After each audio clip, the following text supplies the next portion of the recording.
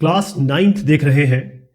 Employability skills, इसमें है information technology, code है 402।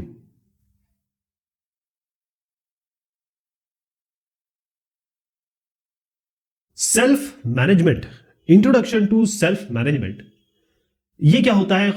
स्वयं प्रबंधन, ऐसा कुछ शब्द समझ में आ रहा है इससे? तो सेल्फ मैनेजमेंट यानी कि खुद का प्रबंधन, खुद का नियंत्रण, इसका मतलब क्या होता है? इसको हम अलग अलग शब्दों से जानते हैं। पहली बात समझ लीजिए कि है सेल्फ कंट्रोल, यानी अपने आप पे काबू रखना। सेल्फ रेगुलेशन, अपने आप को नियंत्रित रखना। तो ये प्रबंधन हो गया, ये काबू हो गया, ये आपका रेगुलेशन हो गया, नियंत्रण हो गया। इसका मतलब क्या है? एक इंसान में क्या क्या होता है?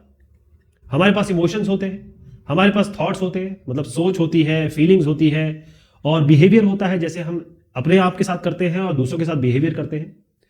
तो ये जो चीजें हैं जो हमारे बस में है, अगर हम इसको किसी तरीके से कंट्रोल कर सके अच्छे रास्ते के लिए, अच्छे तौर पे, ओके, इसका मतलब ये है कि हम किसी तरीके से अपने आप को एक ऐसा आइडियल आदमी बनाने की कोशिश करें, अपने आप को मोटिवेट करें, नियंत्रित करें और अपने गोल डिसाइड कर लें। हमारा जो ध्येय है, जिसे कहते हैं ना, अर्जुन केवल आंख देखता था मछली की और निशाना लगाता तो सीधा आंख पे लगता था जाके।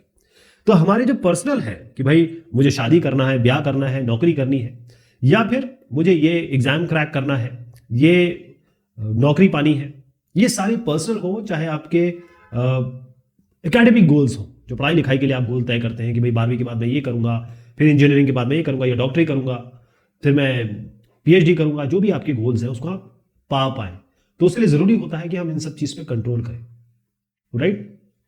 इसके लिए क्या होता है, कैसे आप करेंगे? पहला तो सबसे जरूरी है समय, टाइम। देखिए, ये जो टाइम होता है ना, ये तो एक नंबर है। ऐसा नहीं है कि कोई रात के 12 बजे आपको किसी ने बताया है तो रात के 12 बजे ही होती है, तो हमने डिसाइड किया है। सुबह के दोपहर के 12 बजे होते हैं, सुबह के 12 बजे होते हैं, हमने डिसाइड किया है। लेकिन आपकी जिंदगी का तो समय डिसाइडेड है। मतलब अगर एवरेज उम्र ले लें तो 70 से 80 साल है। इसी समय में आप देखिए, 17 साल तक, जब तक आप, या 16 साल तक, जब तक आप 12वीं में आते हैं, 12वीं करते हैं, 12th करते हैं, तब तक तो आप कुछ नहीं कर रहे होते, केवल पढ़ाई कर रहे होते हैं। अब पढ़ाई अगर आप अच्छे से करेंगे तब आगे की जिंदगी आपकी जो नेक्स्ट स्टडीज होगी उसके लिए होगी। फिर अगर बहुत अच्छे से पढ़ लेते हैं आप, तो आप नौकरी करेंगे, वो नौकरी में आपको समय व्यतीत करना है, और बहुत अच्छे से नौकरी करेंगे तो अच्छा पैसा कमाएंगे, अच्छा पैसा कमाएंगे तो अच्छी जिंदगी मिलेगी, है ना? यानी शादी ब्याह अच्छी जगह हो जाएगा, और बच्चे होंगे, उनको आप अच्छे से टेक केयर कर सकते हैं। तो बेसिकली ये है कि चाहे आप अपने बहुत समय शुरुआती ले लें, स्कूल का समय ले लें, या फिर आप अपने घर की बात ले लें, जहां की बात करें वहां आप अच्छी तरीके से परफॉर्म कर सके, एक अच्छे इंसान की तरह, एक अच्छे बिहेवियर हो आप में, आप इमोशंस पे कंट्रोल हो, आपका तरीका अच्छा हो, तो चाहे वो आपकी पढ़ाई हो, चाहे वो आपका काम हो, जब आप आगे चल के काम करेंगे पैसा कमाने के लिए, और चाहे आपकी जिंदगी हो शुरुआत से आखिर तक, ये तभी अच्छा हो पाएगा जब आप सेल्फ मैनेजमेंट कर सके। एक बार आप एग्जाम देते हैं, कभी आपने ये सोचा कि मैंने एग्जाम दिया, अरे मुझे थोड़ा और पढ़ लेना चाहिए था, या मैंने सब कुछ पढ़ लिया था, अरे मैंने तो कमाल कर दिया था? ऐसी फीलिंग्स आती है आपके मन में? ऐसा होता है कि थोड़ा समय और पढ़ लेता, या थोड़ा सा और समय, थोड़ा सा और टाइम दे देता इस टॉपिक को, या मैं अपना टाइम इस तरीके से मैनेज करता कि ये एग्जाम मेरा और बेहतर होता। आपकी कुछ हॉबीज होंगी, जैसे आप गिटार बजाना जानते होंगे या गिटार बजाते होंगे, या आपको कोई शौक है, पेंटिंग का शौक है, या आपका किसी गरीब की मदद करने का एक इंटरेस्ट है, या कुछ और पढ़ना चाहते हैं, आप नॉवेल्स पढ़ना चाहते हैं। तो किस तरीके से इस एग्जाम, पढ़ाई, अपने इंटरेस्ट, अपनी जो शौक है, उसमें आप एक का बना सके, एक मैनेजमेंट बना सके कि इस समय ये मैं ये करूं, इस समय ये मैं करूं, और ये सारी चीजें मैं कर पाऊं और अच्छे से कर पाऊं। ये आधा अधूरा करने से कोई फायदा नहीं है। तो बेसिकली क्या होता है कि सेल्फ मैनेजमेंट वो तरीका है, ये सेल्फ मैनेजमेंट क्या चीज होती है कि आप अपने आप को ऊपर से नीचे तक जाने, क्योंकि एक इंसान से बेहतर उसको कोई नहीं जान सकता। आपके इंटरेस्ट क्या है, आपके शौक क्या है, और आपकी एबिलिटीज क्या है, आप क्या क्या कर सकते हैं, है ना? अगर मैं कहूं कि भाई मैं आसमान फतेह कर सकता हूं या चांद तारे ला सकता हूं, तो वो तो नहीं हो पाएगा, है ना? वो पॉसिबल नहीं है। लेकिन अगर मैं कहूं कि मैं आसमान में हवाई जहाज उड़ा सकता हूं और मैं हवाई जहाज बना के दिखा सकता हूं, तो ये मेरी एबिलिटी अगर है तो मैं कर सकता हूं। एबिलिटी ये होती है कि जो आप कर सकते हैं, और अभी एक शब्द भी आएगा कैपेबिलिटी, उसके बारे में बताऊंगा। तो सेल्फ मैनेज का मतलब ये होता है कि आपके पास एक पॉजिटिव एटीट्यूड हो, हर चीज को आप ऐसे चश्मे से देखें कि आपको सब अच्छा दिखाई दे, गलत में भी अच्छा ढूंढिए और अपने आप को ऐसा ग्रूम करें, ऐसा बनाएं कि अपने अंदर आपका सेल्फ कॉन्फिडेंस आ जाए। सेल्फ कॉन्फिडेंस यानी दृढ़ निश्चय, अपने आप में एक, अपने आप में आप अपने आप को एक इंसान, अच्छे इंसान की तरह देखें और कॉन्फिडेंट रहे। कॉन्फिडेंट का मतलब ये होता है कि आपको अपनी एबिलिटी पे पूरा यकीन हो, आपको अपने आप पे पूरा यकीन हो। सेल्फ कॉन्फिडेंस एक अलग शब्द होता है, इसके आगे एक शब्द आता है ओवर कॉन्फिडेंस, वो गलत होता है, वो गड़बड़ कर देता है। तो अगर अपने आप को आप मैनेज कर सके, अपने आप को स्वयं को नियंत्रित कर सके, तो आप कैसे कर, क्या क्या आपको फायदे हो सकते हैं। अगर पहली चीज ये है कि जो आपकी अच्छी हैबिट्स है, लोग क्या करते हैं, देखिए गलत चीजों को पाना पकड़ना बहुत आसान है। गाली बकना, गंदी बात कहना, या शराब सिगरेट में जाना, या किसी बुराई करना, ये सारी हैबिट्स जो है ये बहुत अच्छे से आपके आसपास आपको दिखाई देती रहती है। वो बुरा बनना बहुत आसान है, अच्छा बनना के लिए मेहनत करनी पड़ती है ना। जब आप आगे चल के जब शादी करेंगे ना, तो जो लड़की आपसे शादी करेगी वो ढूंढेगी कि भाई आप कोई ऐसा गलत काम ना करते हो। यही तो होता है, परिवार यही तो ढूंढता है। एग्जाम्पल दे रहा हूँ, जैसे एग्जाम्पल यहाँ सही नहीं है फिर भी, क्योंकि हमारे समाज में ये होता है, अच्छा लड़का ढूंढते हैं। जब अच्छा लड़का होता है तो अच्छी लड़की ढूंढता है कि भाई उसकी अच्छी हैबिट्स हो। तो ये हैबिट्स बनाना तभी हो पाएगा जब आप सेल्फ मैनेजमेंट करें। पहली चीज तो ये है कि अगर बाई चांस आप में कोई गलत आदत भी आ गई, जैसे आप थोड़ा जल्दी गुस्सा हो जाते हैं, या आपके शब्द थोड़े उसमें ऐसे शब्द आ गए हैं जो अच्छे नहीं माने जाते, जैसे बोलते हैं ना, अरे उस कसम से भाई गॉड यार, या शायद से, या यार यार करके बोलते हैं हम लोग। तो ये सब चीजें गलत नहीं है, मतलब गाली नहीं दे रहे हैं आप, लेकिन आपके हैबिट में कुछ ऐसा आ गया है जो थोड़ा सा गलत है समाज के हिसाब से और आपकी पर्सनालिटी के हिसाब से, उसको आप पार पा सकते हैं। ठीक, जो आपने गोल तय किए हैं, पहली चीज तो आपको गोल तय करने पड़ेगी कि देखो भाई आज 11 बजे मुझे ये काम करना है, आज 3 बजे मुझे यहाँ जाना है, आज 4 बजे तक मुझे चैप्टर कंप्लीट कर लेना है, आज 6 बजे मेरा इंटरव्यू है तो उसके पहले मुझे ये तैयारी कर लेनी है, आज मुझे कपड़े लेने जाने हैं तो उसके लिए मैं अपना क्रेडिट कार्ड रख लूँ, या मैं अपने बैग में पर्स रख लूँ, या गाड़ी की हवा चेक करा लूँ। ये सारे आपके गोल्स हैं, छोटे छोटे गोल्स हो सकते हैं, जरूरी नहीं कि आपको हिमालय पर चढ़ाई करनी है, छोटे छोटे गोल्स हैं। लेकिन उस गोल्स, उस क्या कहेंगे, जो माइलस्टोन है उसको अचीव करने के लिए, उसको पाने के लिए आपको सेल्फ मैनेजमेंट की जरूरत है। दूसरा यह है कि आपकी जिंदगी जो है वो कांटों का टोकरा है, फूल नहीं मिलेंगे आपको हमेशा। मतलब जिंदगी प्यार का गीत है, इसे सबको गाना पड़ेगा ऐसा, या जिंदगी की यही रीत है, हार के बाद जीत है। ये सब इसीलिए बने हैं क्योंकि सब जानते हैं कि जिंदगी में, दुनिया में कोई भी ऐसा आदमी नहीं जिसको तकलीफ नहीं। आप कहेंगे कि अनिल या मुकेश अंबानी को कोई तकलीफ नहीं है तो आप गलत समझ रहे हैं। सबको तकलीफ है, सबको दिक्कत है। तो ये चैलेंजेस जो आपकी आएंगी, जो परेशानियां आएंगी, है ना, आपके घर में किसी का देहांत हो गया, आपके कुछ पैसे चोरी हो गए, आपकी गाड़ी खराब हो गई, ऐसी छोटी छोटी दिक्कतें आती रहती हैं। उन दिक्कतों को किस तरीके से झेलना है और कैसे उसे पार पाना है, ये आपको सेल्फ मैनेजमेंट सिखाएगा। ओके, जो बड़े बड़े बाबा बन जाते हैं, जो बड़े बड़े बाबा लोग आप देखते हैं, वो कैसे बन जाते हैं? वो आपको यही चीज तो सिखाते हैं, यही चीज सिखाते हैं उसी के, वो इसलिए वो बाबा है, आप उनको रिस्पेक्ट करते हो, उनको ऑनर करते हो। देखिए, जिंदगी में स्ट्रेस आएगा ही आएगा। आपको किसी ने कोई एक बात कह दी, आपके दिल पे घर कर गई कि यार तुम्हारे ना बाल कम है, तुम गंजे हो गए हो, बस आप इसी में स्ट्रेस आ जाएगा आपको, अब परेशान हो जाओगे, अरे यार मेरे बाल नहीं, जिंदगी आपकी इसमें निकल जाएगी कि मैं किसी तरीके से बाल कैसे उगाऊं, है ना। तुम्हारे चेहरे में तो पिंपल्स हैं यार, बस पिंपल के नाम पे आप इतना स्ट्रेस ले लोगे कि जिंदगी आप छोड़ दोगे, पिंपल के पीछे पड़ जाओगे, है। दूसरी ये है कि एक तो स्ट्रेस आप दूर कर सकते हो और आप जिंदगी में खुशियां ढूंढ सकते हो। फन एक्टिविटीज का मतलब यही है कि जिंदगी में खुशियां कैसे ढूंढे, किस तरीके से, क्योंकि स्ट्रेस आएगा। अगर आप सोचते हो ना कि स्ट्रेस नहीं आएगा तो ये आप किसी और दुनिया में रह रहे हो, आपको परेशानी। स्ट्रेस मतलब होता है दिमागी तौर पे एक दबाव, दिमागी दबाव, तो आएगा ही आएगा। ठीक, तो यहां पर देखिए, हुए माई, अपने आप को समझना जरूरी है कि मेरे शरीर क्या क्या बोलता है, मेरा शरीर क्या कर सकता है। आपका शरीर अगर 5 किलोमीटर से ज्यादा नहीं चल सकता और आप 500 किलोमीटर का अगर निश्चय कर लें तो गलत है। स्पिरिट मतलब ये होता है कि आपके अंदर मोटिवेशन लेवल कितना है। इमोशंस मतलब आप कितने जल्दी रो लेते हैं, कितने जल्दी गुस्सा हो जाते हैं, कितने जल्दी खुश हो जाते हैं, कितने जल्दी किसी बगल वाले की कार आने से दुखी हो जाते हैं, उसे कहते हैं जेलसी। दिमाग आपका कितना है। हर आदमी आइंस्टीन नहीं होता, हर आदमी फैराडे नहीं होता, माइकल फैराडे। कई एवरेज दिमाग के होते हैं, जैसे मेरे जैसे लोग, कई बहुत इंटेलिजेंट होते हैं, कई थोड़ा सा कम होते हैं, लेकिन सब इंसान बनाए हैं। और एक चीज ध्यान रखिएगा, बहुत इंपॉर्टेंट बात बोल रहा हूं। भगवान ने जब एक आदमी को भेजा है ना, तो उसको रोटी कमाने पेट दिया है ना, तो रोटी कमा के खाएगा। तो कोई ना कोई उसमें स्किल दी है, कुछ ना कुछ ऐसा उसमें दिया है जो वो कमा के खा पाएगा। इसलिए कोई भी आदमी, आप ये नहीं कह सकते कि उसको नहीं आता। अगर उसको गलत चीज सिखा रहे हो और वो गलत चीज सीख के वो नहीं कर पा रहा है जो वो करना चाहता है, तो गलत हो जाएगा। तो हम अपने आप को खुद को ठीक कर सकते हैं। बॉडी तो हील करती है अपने आप को, अगर आपको कट लग जाए 2-4 दिन में वो कट ठीक हो जाएगा, लेकिन हम अपने आप के अपने सोल को, अपने दिमाग को कैसे हील करेंगे? हम ऑर्गेनाइज रहें, हमारा टाइम टेबल हो, हमारा सामान ठीक रहा, सबसे सुबह उठे सबसे पहले और अपना जो बिस्तर है वो बनाए, वो सबसे पहला काम होता है। तो इसमें कुछ चीजें हैं जो मैं आपको बताना चाहूंगा। देखिए यहां से शुरू होता है कि स्किल मैनेजमेंट आप थोड़ा सा डेवलप कर सकते हैं, हमेशा तो नहीं कर सकते, ये तो किताबी बातें हैं, मैं भी किताबी बातें ही कर रहा हूं, लेकिन सेल्फ अवेयरनेस अगर आपके पास हो, जैसे क्योंकि देखिए 100% आप डेवलप नहीं कर सकते, मैं ये कह रहा हूं आप 60% तक जा सकते हैं, उसकी तैयारी हम लोग कर रहे हैं, और अगर 60% भी कर लें तो पास तो हो ही जाते हैं, 33% में पास होते हैं। ओके, सेल्फ अवेयरनेस की बात मैं आपसे कर रहा हूं। पहले आप देख लीजिए कि आप क्या पसंद करते हैं, क्या ना पसंद करते हैं, आपकी आइडियल वैल्यूज क्या है, आप पूजा करते हैं नहीं करते हैं, आप पूजा नहीं करते हैं, आप नास्तिक हैं, आपकी स्ट्रेंथ क्या है, आप किस चीज़ में अच्छे हैं, और क्या आपको क्या वीकनेस है, कौन सी चीज़ आपको पीछे ले जाती है, अपने बारे में जानना बहुत जरूरी है। दूसरी चीज़ आती है सेल्फ कंट्रोल, यानी आप बिहेव कैसे करते हैं, किस तरीके से आप किसी सिचुएशन पर रिएक्ट करते हैं, क्या जवाब देते हैं, आपका डिसिप्लिन कैसा है, यानी आप बड़ों से कैसी बात करते हैं, अगर आपको कहा गया है कि यहाँ खड़े रहिए तो खड़े रहते हैं कि नहीं खड़े रहते हैं, या फिर आप अजीब सी हरकतें करते हैं, वो कैसा है, सेल्फ कंट्रोल आप में है कि नहीं, अगर है तो बहुत अच्छी बात है। सेल्फ अवेयरनेस तो बहुत ही जरूरी। सेल्फ कॉन्फिडेंस का मतलब यह है अपने आप पे बिलीव करना, अपने आप पे विश्वास रखना कि मैं ये काम कर सकता हूं और मैं रिस्क ले सकता हूं। अगर मुझे ये पता है कि भाई मैं ये काम कर सकता हूं, मेरे जिंदगी में कुछ ना कुछ रिस्क लेना जरूरी है। बिजनेसमैन क्या करते हैं, बिजनेस वालों को कभी प्रॉफिट होता है और लॉस भी होता है, तो रिस्क तो लेते हैं ना, तभी तो उनका बिजनेस चलता है। और कई लोगों का ऐसा बिजनेस चलता है तो वो एलॉन मस्क बन जाते हैं, अंबानी बन जाते हैं, या फिर और नाम ले लीजिए जेफ बेजोस बन जाते हैं, ऐसे लोग बन जाते हैं।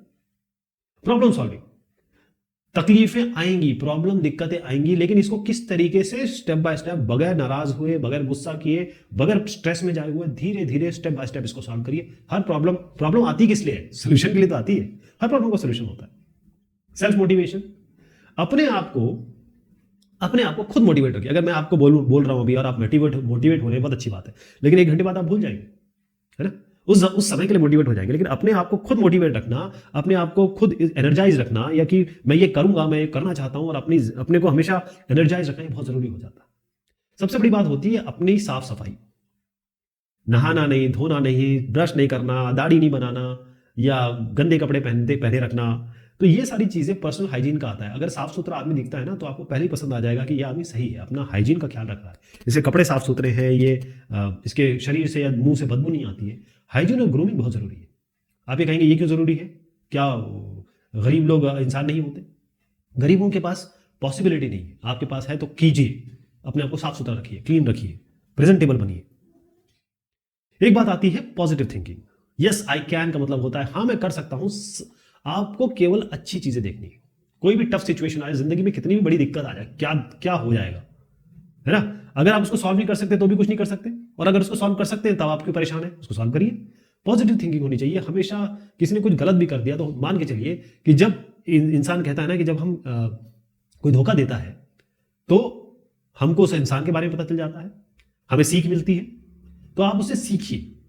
टीम वर्क, ध्यान रखिए एक इंसान अकेला नहीं चल सकता। आपको चावल खाना है, चावल कोई और पैदा कर रहा है ना, आपको गाड़ी चलानी है, गाड़ी और कोई बना रहा है, गाड़ी खराब हो रही है, कोई और उसका पंचर ठीक कर रहा है। तो टीम वर्क बहुत जरूरी है, यानी कि आप जिनके साथ काम कर रहे हैं उनके साथ मोहब्बत से, प्यार से, इज्जत से पेश आइए और उनकी बात सुनिए, अपनी बात रखिए। अगर आपको कोई उनमें डिफरेंसेस भी है तो उसका तरीका होता है बोलने का।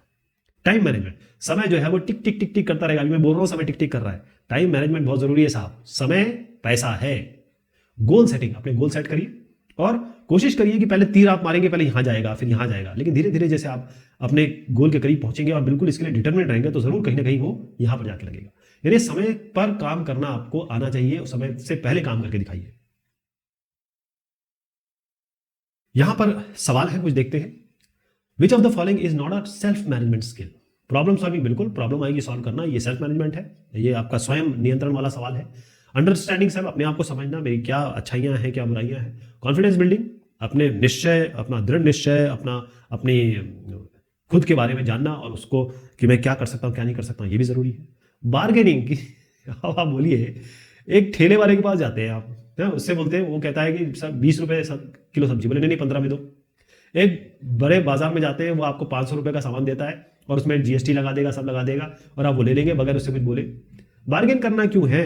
बार्गेन वहां करिए, या किसी भी सब्जी की बात करो, किसी भी चीज बार्गेनिंग कोई सेल्फ मैनेजमेंट स्किल थोड़ी ना, और ये हमें बहुत अच्छी है। खासतौर हिंदुस्तानियों में तो बहुत अच्छी है। मुझ में भी है, ऐसी बात नहीं, मैं कोई वो नहीं, मैं जो आपको सिखा रहा हूँ किताब की बात सिखा रहा हूँ, मैं तो जो सिखा रहा हूँ उनसे भी गया गुजरा हूँ, जो भी चीजें सीखा हमने। Grooming is a term associated with, grooming अपने को साफ सुथरा रखना, नीट एंड क्लीन रखना। हाँ, ये मैं जरूर करता हूँ, नीट क्लीन रहता हूँ, खुद को अच्छा लगे, महकता रहे, और आईने में देखें अपने आप को अच्छा लगे। तो बार्गेनिंग और नीट एंड क्लीन अपीयरेंस इसके आंसर है। अब शॉर्ट आंसर क्वेश्चन है, right a short note on the factors influencing self management. जो स्वयं नियंत्रण है उसके कुछ फैक्टर्स हैं, जैसे हमने पढ़ भी लिए, लेकिन मैं इसको बता देता हूं। इसमें यह है कि जो मैनेजिंग टाइम है, क्या क्या इफेक्ट कर सकते हैं आपके सेल्फ मैनेजमेंट, क्योंकि अगर आप टाइम मैनेज ना कर पाए, अगर आप में खुद की समझदारी ना हो कि मैं हूं क्या, अगर हर चीज की तरफ आपका पॉजिटिव एटीट्यूड ना हो, सब चीज जो भी कोई कुछ बोले हमेशा नेगेटिव निकालिए उसका। कोई कहेगा यार शाम के 6 बजे बोलो, अच्छा अपने हिसाब से बोलेगा, मैं नहीं बोल, मेरे हिसाब से नहीं चलेगा। सेल्फ कॉन्फिडेंस ना हो, हमेशा डर की बात हो, हमें झुक के रहें, कंधे आपके झुके हों, ये सब फायदा नहीं है। अनऑर्गेनाइज लुक, साफ सुथरे ना हो, जूते इधर जा रहे हैं, कपड़े बाहर निकले हुए हैं, दाढ़ी बड़ी हुई है और गंदगी हो रही है, ना, सब अच्छी चीज नहीं है। List any 5 management self management skill, ये सवाल ही वाला थे। यहाँ पर क्या है ना, ये तीसरा सवाल जो है, इसमें आपको अपना जो हाथ है, मेरी हैंडराइटिंग अच्छी नहीं है, लेकिन फिर बना के ऐसे करके बना देता हूँ। हाथ बना के क्या बन गया, ऐसे हाथ बनाना है और हर एक पे आपको लेबल करना है डिफरेंट फैक्टर्स, यानी अपने आप का स्वयं नियंत्रण करने के लिए आपको क्या क्या करना पड़ेगा। इसमें आप टाइम लिख दीजिए, अपने आप को जाना लिख दीजिए, साफ सुथरा रहना लिख दीजिए, ऐसे करके जो 5 बताएं वो 5 यहाँ लिख दीजिएगा। पहले मैं इसका उत्तर बताता हूँ, ये जरूरी है। List any 5 self management skill. तो आपकी सेल्फ मैनेजमेंट स्किल क्या है? सेल्फ अवेयरनेस, यानी कि अपने आप को जानना, आपकी क्या स्ट्रेंथ है, डिसलाइक्स क्या है, आपकी पसंद क्या है, नापसंद क्या है, आपकी वीकनेसेस क्या है, कमियां क्या है। सेल्फ कंट्रोल मतलब जो भी सिचुएशन आए, अच्छी बुरी, अपना बिहेवियर और डिसिप्लिन कंट्रोल करके रखिए। गलत मत करिए, गलत करने में बहुत आसानी होती है, अच्छे करने में मेहनत लगती है।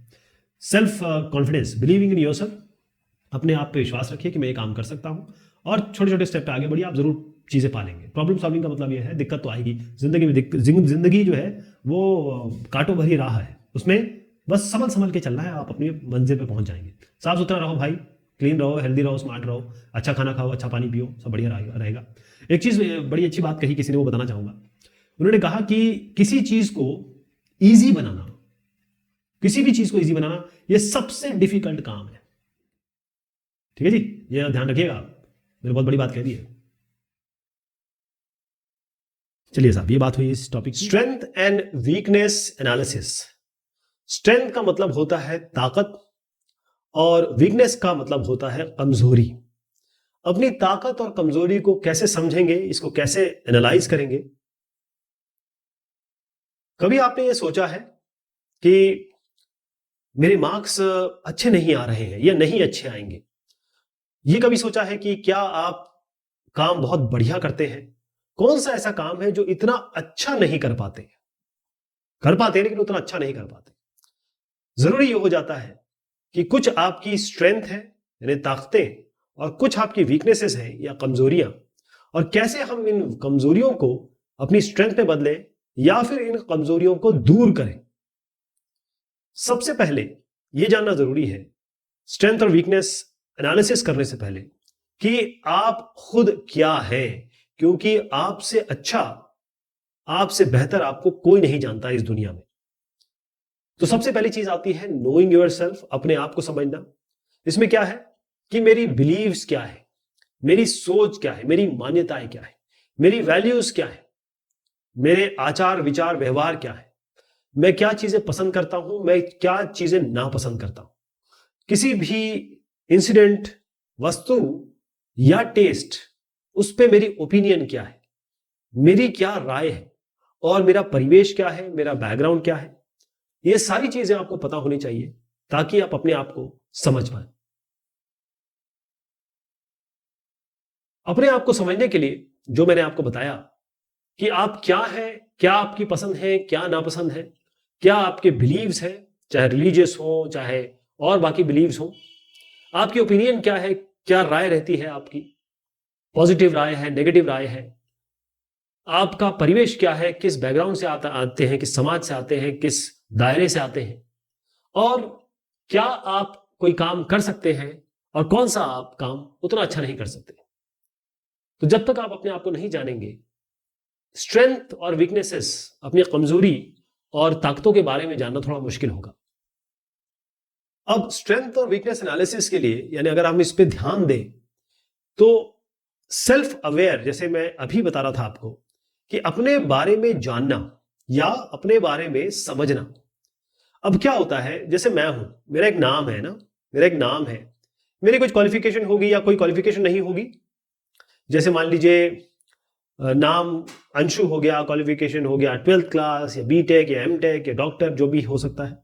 रिलेशनशिप, जैसे आपके माँ होंगी, मदर होंगे, फादर होंगे, तो मदर है, फादर है, आपके 2 ब्रदर होंगे, एक सिस्टर होगी, ये आपके रिलेशनशिप होंगे। लेकिन होता यह है कि स्ट्रेंथ और वीकनेस एनालिसिस में आपको अपने बारे में जानना है। ये सब तो सबके होते हैं, किसी के नहीं होते, लेकिन आप अपने आप में क्या है, यानी कि इन सब के अलावा आपको ढूंढना पड़ता है, इनके अलावा जाना पड़ता है कि आपके अंदर की पावर क्या है, स्ट्रेंथ क्या है, आप में ऐसे क्या टैलेंट्स हैं, ऐसे आप में क्या हुनरमंदी है, क्या आप में स्किल है, आपके हाथों में ऐसी क्या जादू है, आपके चेहरे पे क्या जादू है, आपकी जबान पे क्या जादू है, आपके दिमाग में क्या जादू है, ऐसी क्या चीज है जो दुनिया से अलग करती है आपको। और इसके अलावा सबसे बड़ी बात, आप में कमजोरियां क्या है, ऐसी क्या चीज है जो आपको लगता है कि इसकी कमी है मुझ में। तो स्ट्रेंथ और वीकनेसेस हो क्या सकती है, देखिए मैं अलग अलग एग्जांपल दूंगा आपको, उससे आप समझ जाएंगे कि ताकतें क्या हो सकती है। अगर आप ये समझते हैं कि I am good at understanding other people's emotion, मैं दूसरे लोगों की जो भी फीलिंग्स होती हैं, इमोशंस होते हैं, भाव होते हैं, उनको अच्छे से पढ़ पाता हूं, समझ पाता हूं और उस पर बहुत अच्छे से रिएक्ट कर पाता हूं, ये आपकी स्ट्रेंथ है। I am confident in dealing with strangers while keeping my self safe from any harm, मैं किसी भी अजनबी इंसान से आराम से मिलता हूं, कॉन्फिडेंटली मिलता हूं, आत्मविश्वास के साथ मिलता हूं और यह भी देख के मिलता हूं कि उससे मुझे कोई नुकसान ना हो। तो ये आपकी स्ट्रेंथ हुई ना। I help my parents in house hold course, मैं अपने दोस्तों को, मैं अपने चाहने वालों को, मैं अपने माता पिता के काम में हाथ बटाता हूं, उनकी कोई भी परेशानी है उसको दूर करता हूं। I play cricket very well, मैं क्रिकेट बड़ा अच्छा खेलता हूं। तो ये सारी आपकी ताकतें हैं जो आपको बाकी लोगों से अलग करती हैं। इसी तरीके से जो वीकनेस है, इसमें क्या आता है, जैसे मुझे जंक फूड दिखता है मैं अपने आप पे काबू नहीं रख पाता हूं। यानी अगर बर्गर, चाउमीन, मोमो मेरे सामने आ जाए तो बस मुझे तो खाना ही है। I would like to learn more about computers, computers थोड़ा सा अभी मैं पीछे हूं इसमें, मैं थोड़ा और सीखना चाहता हूं इसको। ये आपकी वीकनेसेस हो गई। तो स्ट्रेंथ वो चीज, वो काम, वो सोच जो आप बहुत अच्छी रखते हैं। हर आदमी की कोई ना कोई स्ट्रेंथ होती है। इसका कारण यह है कि जब आप पैदा होते हैं तो आपको भगवान ने एक पेट दे दिया है ना, इस पेट के लिए आपको कमाना पड़ेगा, कमा के खाना पड़ेगा। कैसे कमाएंगे, जैसे अगर आप बढ़ई हैं तो लकड़ी का काम करेंगे, यदि आप कंप्यूटर साइंस वाले हैं तो कंप्यूटर पे काम करेंगे, यदि आप कोई बेचने वाले हैं तो सामान बेचेंगे। यानी किसी न किसी तरीके से आपको अपना पेट पालना है तो कोई ना कोई आप में हुनर होना चाहिए। जैसे शाहरुख खान एक्टिंग करते हैं, तेंदुलकर साहब क्रिकेट खेलते हैं, तो सब में कोई ना कोई टैलेंट होता है, स्ट्रेंथ होता है। तो वो स्ट्रेंथ सब में होती है, बस जानने की देर होती है। वीकनेसेस क्या होती है, वीकनेसेस को मैं ये कहूंगा कि जैसे ये साहब उठा रहे हैं, इस वेट को उठा नहीं पा रहे, अगर मैं जरा सा हाथ लगा दूं यहां पर तो ये उठा लेंगे। यानी अभी भी कुछ पॉइंट है जहां पर इंप्रूवमेंट की जरूरत है। और वो ऐसे काम जो बाकी बहुत अच्छा कर लेते हैं, मैं नहीं कर पाता उतना अच्छा कर लेता हूं, क्योंकि कोई भी ऐसा काम नहीं है जो इम्पॉसिबल है। ऐसा कोई काम इम्पॉसिबल नहीं है। इम्पॉसिबल भी कहता है आई एम पॉसिबल, है ना, ये भी आई एम पॉसिबल ही कहता है। तो आप कर तो सकते हैं लेकिन उतना अच्छा नहीं कर सकते। तो आप ये समझ लीजिए कि आप क्या कर सकते हैं और क्या नहीं कर सकते हैं। जब आपको ये पता लग जाएगा कि आप क्या कर सकते हैं, क्या नहीं कर सकते हैं, तो इस जानकारी के तहत आप ये प्लान कर सकते हैं कि भाई ये मैं अच्छा कर सकता हूं, इसको और इंप्रूव करूं, जो मैं अच्छा कर सकता हूं उसको मुझे इंप्रूव करना है, और जो मैं नहीं कर सकता हूं ठीक से उसको भी इंप्रूव करना है, लेकिन एक प्लान के तहत करना पड़ेगा। और जब हम किसी चीज को बार बार करते हैं, इंप्रूव करते हैं और हम समझ जाते हैं कि यहां कुछ कमी है, ये गैप है, इसको फिल करना है, किसी तरह भरना है और कोशिश करनी है, तब आप आत्मविश्वास, तब आप स्ट्रेंथ, तब आप कॉन्फिडेंस के साथ बात करते हैं, कॉन्फिडेंस के साथ रहते हैं और उस काम को करने में आपको कोई कमी या फिर जैसे कहते हैं थोड़ा सा डर सा लगा रहता है, वो नहीं होगा, हिचकिचाहट नहीं होगी। कैसे पता किया जाए कि स्ट्रेंथ क्या है, उसके लिए कुछ सवाल पूछिए। होता यह है कि हम सुबह उठते हैं, बकायदा ब्रश करते हैं, फ्रेश होते हैं, उसके बाद हमें या तो स्कूल जाना होता है या हमें ऑफिस जाना होता है, या फिर कोई परिवार का काम हमारे पास होता है, कोई जिसे कहेंगे हम सोशल वर्क होता है, परिवार का काम। फिर उसके बाद दिन भर काम करते हैं, बीच में लंच करते हैं फटाफट फटाफट, उसके बाद रात हो जाती है और रात को हम सो जाते हैं। इस दरमियान एक हमने इतनी ज्यादा प्रैक्टिकल लाइफ या फिर कहे कि जिसे हम फिजिकल लाइफ कहते हैं, मोटराइज्ड मशीनाइज्ड लाइफ बना ली है कि हमें समय नहीं मिलता अपने लिए। तो अपने लिए समय निकालिए, कूल ऑफ पीरियड लीजिए और सोचिए अपने बारे में। ये देखिए कि आप हर चीज वो जो करते हैं उनमें ऐसी कौन सी चीज है जो आप बाकियों से बहुत अच्छी करते हैं, या ये कहिए कि वो ऐसा काम करते हैं जिससे लोग खुश होते हैं या लोग आपको अप्रिशिएट करते हैं, लोग आपकी तारीफ करते हैं, यार तुम तो बहुत अच्छा फुटबॉल खेलते हो। ये आपका स्ट्रेंथ हो जाएगी। वीकनेसेस क्या होगी? वीकनेसेस को पता करने के लिए क्या करना पड़ेगा आपको? इसके लिए क्या करना पड़ेगा कि ऐसा कौन सा काम है जिसको करने में आपको घबराहट होती है, डर लगता है या बड़ा मुश्किल लगता है वो काम। जो काम आपको मुश्किल लगता है वो आपकी वीकनेस है, या जो जिस चीज को काम नहीं, बाकी सारी चीजें भी होती हैं इसमें। ये ध्यान रखिए कि जब आप कुछ करते हैं तो फीडबैक क्या मिला। मान लीजिए आपने एग्जाम दिया और आप देख रहे हैं कि मैथ्स में थोड़े कम मार्क्स आ रहे हैं आपके, तो ये आपको फीडबैक, एग्जाम एक फीडबैक है। उस फीडबैक से आपको पता चला कि भाई मैथ्स में मुझे थोड़ा इंप्रूव करना पड़ेगा, ये फीडबैक मिला आपको। और ध्यान रखिए जब भी आपको फीडबैक मिलता है, यानी कोई आपको आपके काम के बारे में अपनी एक राय देता है या अपना एक इनपुट देता है, फीडबैक देता है, तो उसको आपको स्पोर्टिंगली लेना है। ऐसा नहीं कि लड़ने लगे, ओए तू अपना काम कर जा, मैं देख लूंगा, मैं तो बहुत अच्छा हूं। ओवर कॉन्फिडेंस जिसे कहते हैं हम। कभी भी जो भी आपको राय दे रहा है उसकी राय सुनिए, अगर आपको पसंद नहीं आती है तो दूसरे कान से निकाल दीजिए, लेकिन अगर आपको लगता है कि हाँ जो मुझे कहा गया है ये वाकई में ऐसा है, तो उसको इंप्रूव करना, ये आपकी स्ट्रेंथ हो जाएगी। फिर कुछ सवाल आप जरूर पूछ सकते हैं ये जानने के लिए कि स्ट्रेंथ और वीकनेसेस क्या है, आपकी ताकतें और कमजोरियां क्या है। तो ताकत के लिए आप ये पूछ सकते हैं कि भाई how am I different from others, बाकियों से, और किस किस किस चीजों में मैं डिफरेंट हूं। और डिफरेंट मतलब किस चीज को मैं बेटर करता हूं, बाकियों से अच्छा करता हूं, बेहतर करता हूं। अगली चीज है what do other people admire in me, लोग किस चीज की तारीफ करते हैं, किस चीज की तारीफ करते हैं, जिस भी चीज की तारीफ करते हैं। जैसे मैं पेंटिंग करता हूं, उस पेंटिंग की लोग तारीफ करते हैं, बस यही चीज है, यही आपका आगे का प्रोफेशन होना चाहिए, यही अगर आपकी एबिलिटी है तो इसको इंटरेस्ट की तरफ बढ़ाइए आगे। और what makes me stand out, अगर तेंदुलकर को देखिएगा, अगर आप महेंद्र सिंह धोनी को देखिए या भाईचुंग भूटिया को देखिए, तो वो लोग सब अलग हैं। दीपा कर्माकर को देखिए, ये क्यों स्टैंड आउट हुए, वो लोगों से अलग इसलिए निकल गए क्योंकि वो उस चीज में आगे थे। जब तेंदुलकर, चाहे उनकी आवाज देखें तो पतली है, बिल्कुल बच्चों जैसी है, लेकिन जब वो बैट पकड़ते हैं तो वो बादशाह हो जाते हैं इस दुनिया के।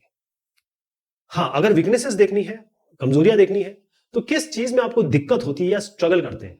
ऐसा नहीं कि आप पढ़ने में स्ट्रगल कर रहे हैं तो आप ये पहले आंखें चेक कराइए, आंखें चेक करने के बाद देखिए कि फिर पढ़ने में स्ट्रगल कर रहे हैं तो रीडिंग में दिक्कत है आपकी। Where how why do others perform better than me, ऐसा क्या है कि लोग मुझसे ज्यादा परफॉर्म करते हैं। जैसे मैंने अभी मैथ्स का एग्जांपल लिया, क्यों लोग ज्यादा अच्छा परफॉर्म कर जाते हैं, कई लोग, कई मैं नहीं कर पाता हूं, तो ये आपका वीकनेस हो सकती है। What advice for improvement do I often receive from others, बार बार लोग मुझसे कहते हैं यार तुम ये काम ठीक से नहीं कर रहे हो, बार बार हर आदमी मुझे ये कहता है ना ये ठीक से नहीं हो रहा, अरे इसको ऐसे करो यार, इसका मतलब मेरा इंप्रूवमेंट जरूरी है, ये मेरी वीकनेस है। इंटरेस्ट और एबिलिटीज में क्या अंतर होता है? इंटरेस्ट देखिए, मैं बाथरूम में जाता हूं और बहुत अच्छा गाना गाता हूं, लेकिन मैं जब गाना सुनता हूं तो मुझे और अच्छा लगता है। मैं क्रिकेट खेलता हूं या क्रिकेट देखता हूं तो मुझे बहुत अच्छा लगता है। तो सिंगिंग सॉन्ग, वॉचिंग क्रिकेट, ये सब मेरे शौक हैं, मेरे इंटरेस्ट हैं। लेकिन मैं क्लास 12 करता हूं, उसके बाद मेरे मैथ्स में ठीक ठाक मार्क्स आते हैं तो मैं ट्राई करता हूं, AIEEE का एग्जाम देता हूं, JEE का एग्जाम देता हूं, और उसके बाद मैं मैकेनिकल इंजीनियर बनता हूं। मैं सीखता हूं, 4 साल 5 साल पढ़ाई करता हूं, MTech भी कर लेता हूं उसके बाद, और उसके बाद मेरी एक नौकरी लगती है, टिस्को में लग जाती है या किसी इन्फोसिस में लग जाती है, और फिर मैं वहां पर काम करने लगता हूं। तो जब मैं यहां से यहां तक पहुंचा ना, तो एक एबिलिटी मैंने अचीव की है। यानी कि मैं यहां तो मैकेनिकल इंजीनियर नहीं था, मुझे मैकेनिक्स के बारे में कुछ नहीं पता था, लेकिन अब मुझे हाइड्रोलिक्स के बारे में पता है, मुझे सिविल इंजीनियरिंग के बारे में पता है, मुझे बहुत सारी चीजें ऐसी पता चल गई है जो मैंने सीखी है, जिसका मैंने एग्जाम दिया है, जिसकी मैंने प्रैक्टिस की है। तो आप समझ गए, ये है इंटरेस्ट, ये है एबिलिटी। तो इंटरेस्ट वो चीज होती है जिसको आपका, जो आप करते हैं और करना पसंद करते हैं। कहने का मतलब ये है कि जो स्कूल में करते हैं, आपके कॉलेज में करते हैं या फ्री टाइम में करते हैं, जो आपको खुशी देती है, आप अच्छा लगता है आपको, और ऐसी चीजें जिसको आपको करना पसंद है, बार बार, एक बार नहीं कई बार पसंद करना है। जब आपको कोई कहे भी ना तो भी आपको करना पसंद है, तो आपका इंटरेस्ट हो गया।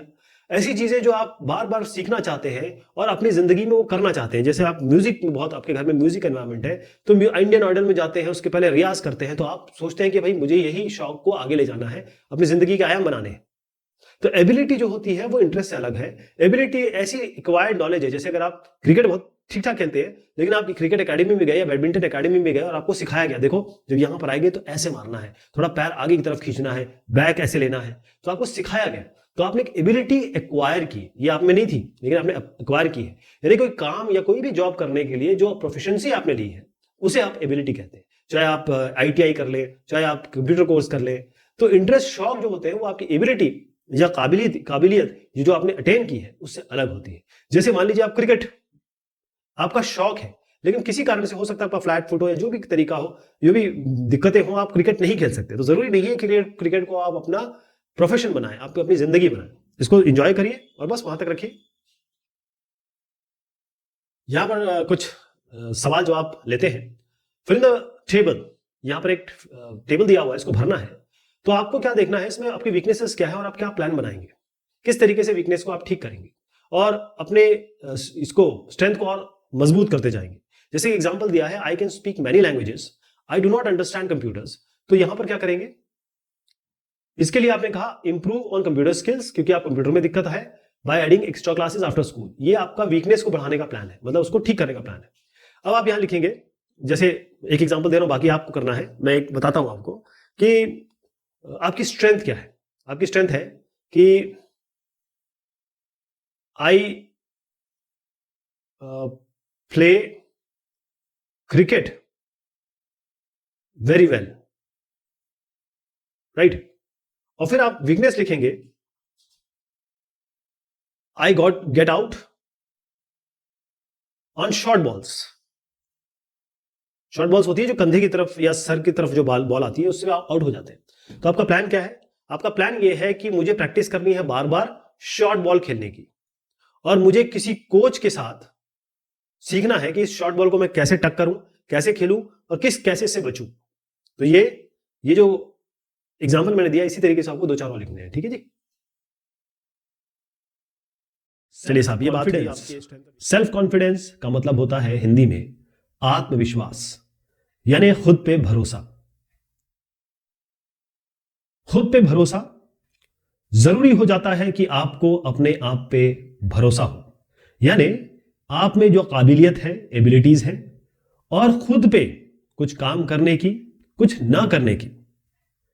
अगर आप एक समझदार आदमी है, इंटेलिजेंट आदमी है, या मेहनती है, या टैलेंटेड है, आप में टैलेंट बहुत कूट कूट के भरा हुआ है, लेकिन अगर आप में आत्मविश्वास नहीं है, सेल्फ कॉन्फिडेंस नहीं है, या फिर आप कोशिश नहीं कर रहे हैं, या सेल्फ जिसे कहते हैं इनिशिएटिव नहीं ले रहे हैं, तो आपके टैलेंट के बारे में लोगों को कैसे पता चलेगा। आप में बहुत बढ़िया चीजें हैं, कोई इसमें शक नहीं है, लेकिन जब तक आप किसी से ये बताते नहीं हैं, जताते नहीं हैं, या आप में वो विश्वास नहीं है किसी से बात करने का या अपनी चीजें जाहिर करने का, तो आप कैसे उसको जाहिर करेंगे, दुनिया कैसे जानेगी इसको।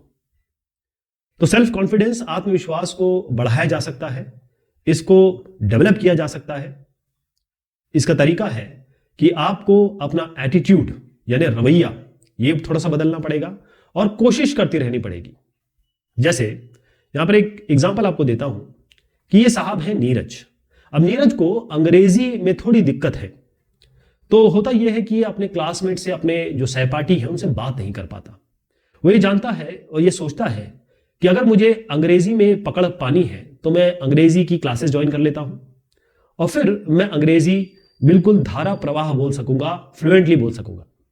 यहीं पर एक शालिनी जी है, ये अपने बोर्ड एग्जाम की तैयारी कर रही हैं, लेकिन इनको पहले से ही डर है कि अंग्रेजी में इनके मार्क्स कम आएंगे क्योंकि इनकी मेमोरी थोड़ी सी वीक है, या कहें कि ये चीजें याद नहीं रख पाती हैं, तो थोड़ी नर्वस हो जाती हैं।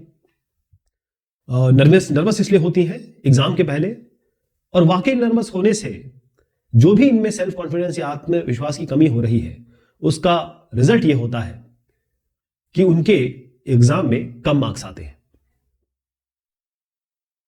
तो सेल्फ कॉन्फिडेंस, जैसे मैं आपको बता रहा हूं, आत्मविश्वास, ये ऐसी क्वालिटी है या आप में वो चीजें निहित हैं जो आपको ये बिलीव करवाती है, अपने ऊपर विश्वास करना या अपने ऊपर आप बिलीव कर सकते हैं कि ये मेरी स्ट्रेंथ है, ये मेरी, ये कहें कि स्ट्रेंथ और वीकनेस एनालिसिस हम देख चुके हैं कि ये मेरी कुछ ऐसी चीजें हैं जो मेरी स्ट्रेंथ बन सकती है और मैं अपनी जिंदगी में सक्सेस पा सकता हूं या कहें कि मैं चीजें अचीव कर सकता हूं किसी भी सिचुएशन में।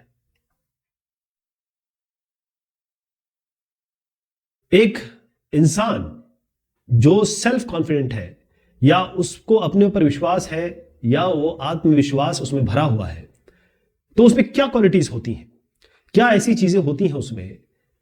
पहली चीज होती है या होनी चाहिए सेल्फ बिलीफ, अपने ऊपर विश्वास या अपने ऊपर पूरी तरीके से यह काम कर सकने की प्रतिबद्धता, जिसको हम कमिटमेंट में भी देखेंगे।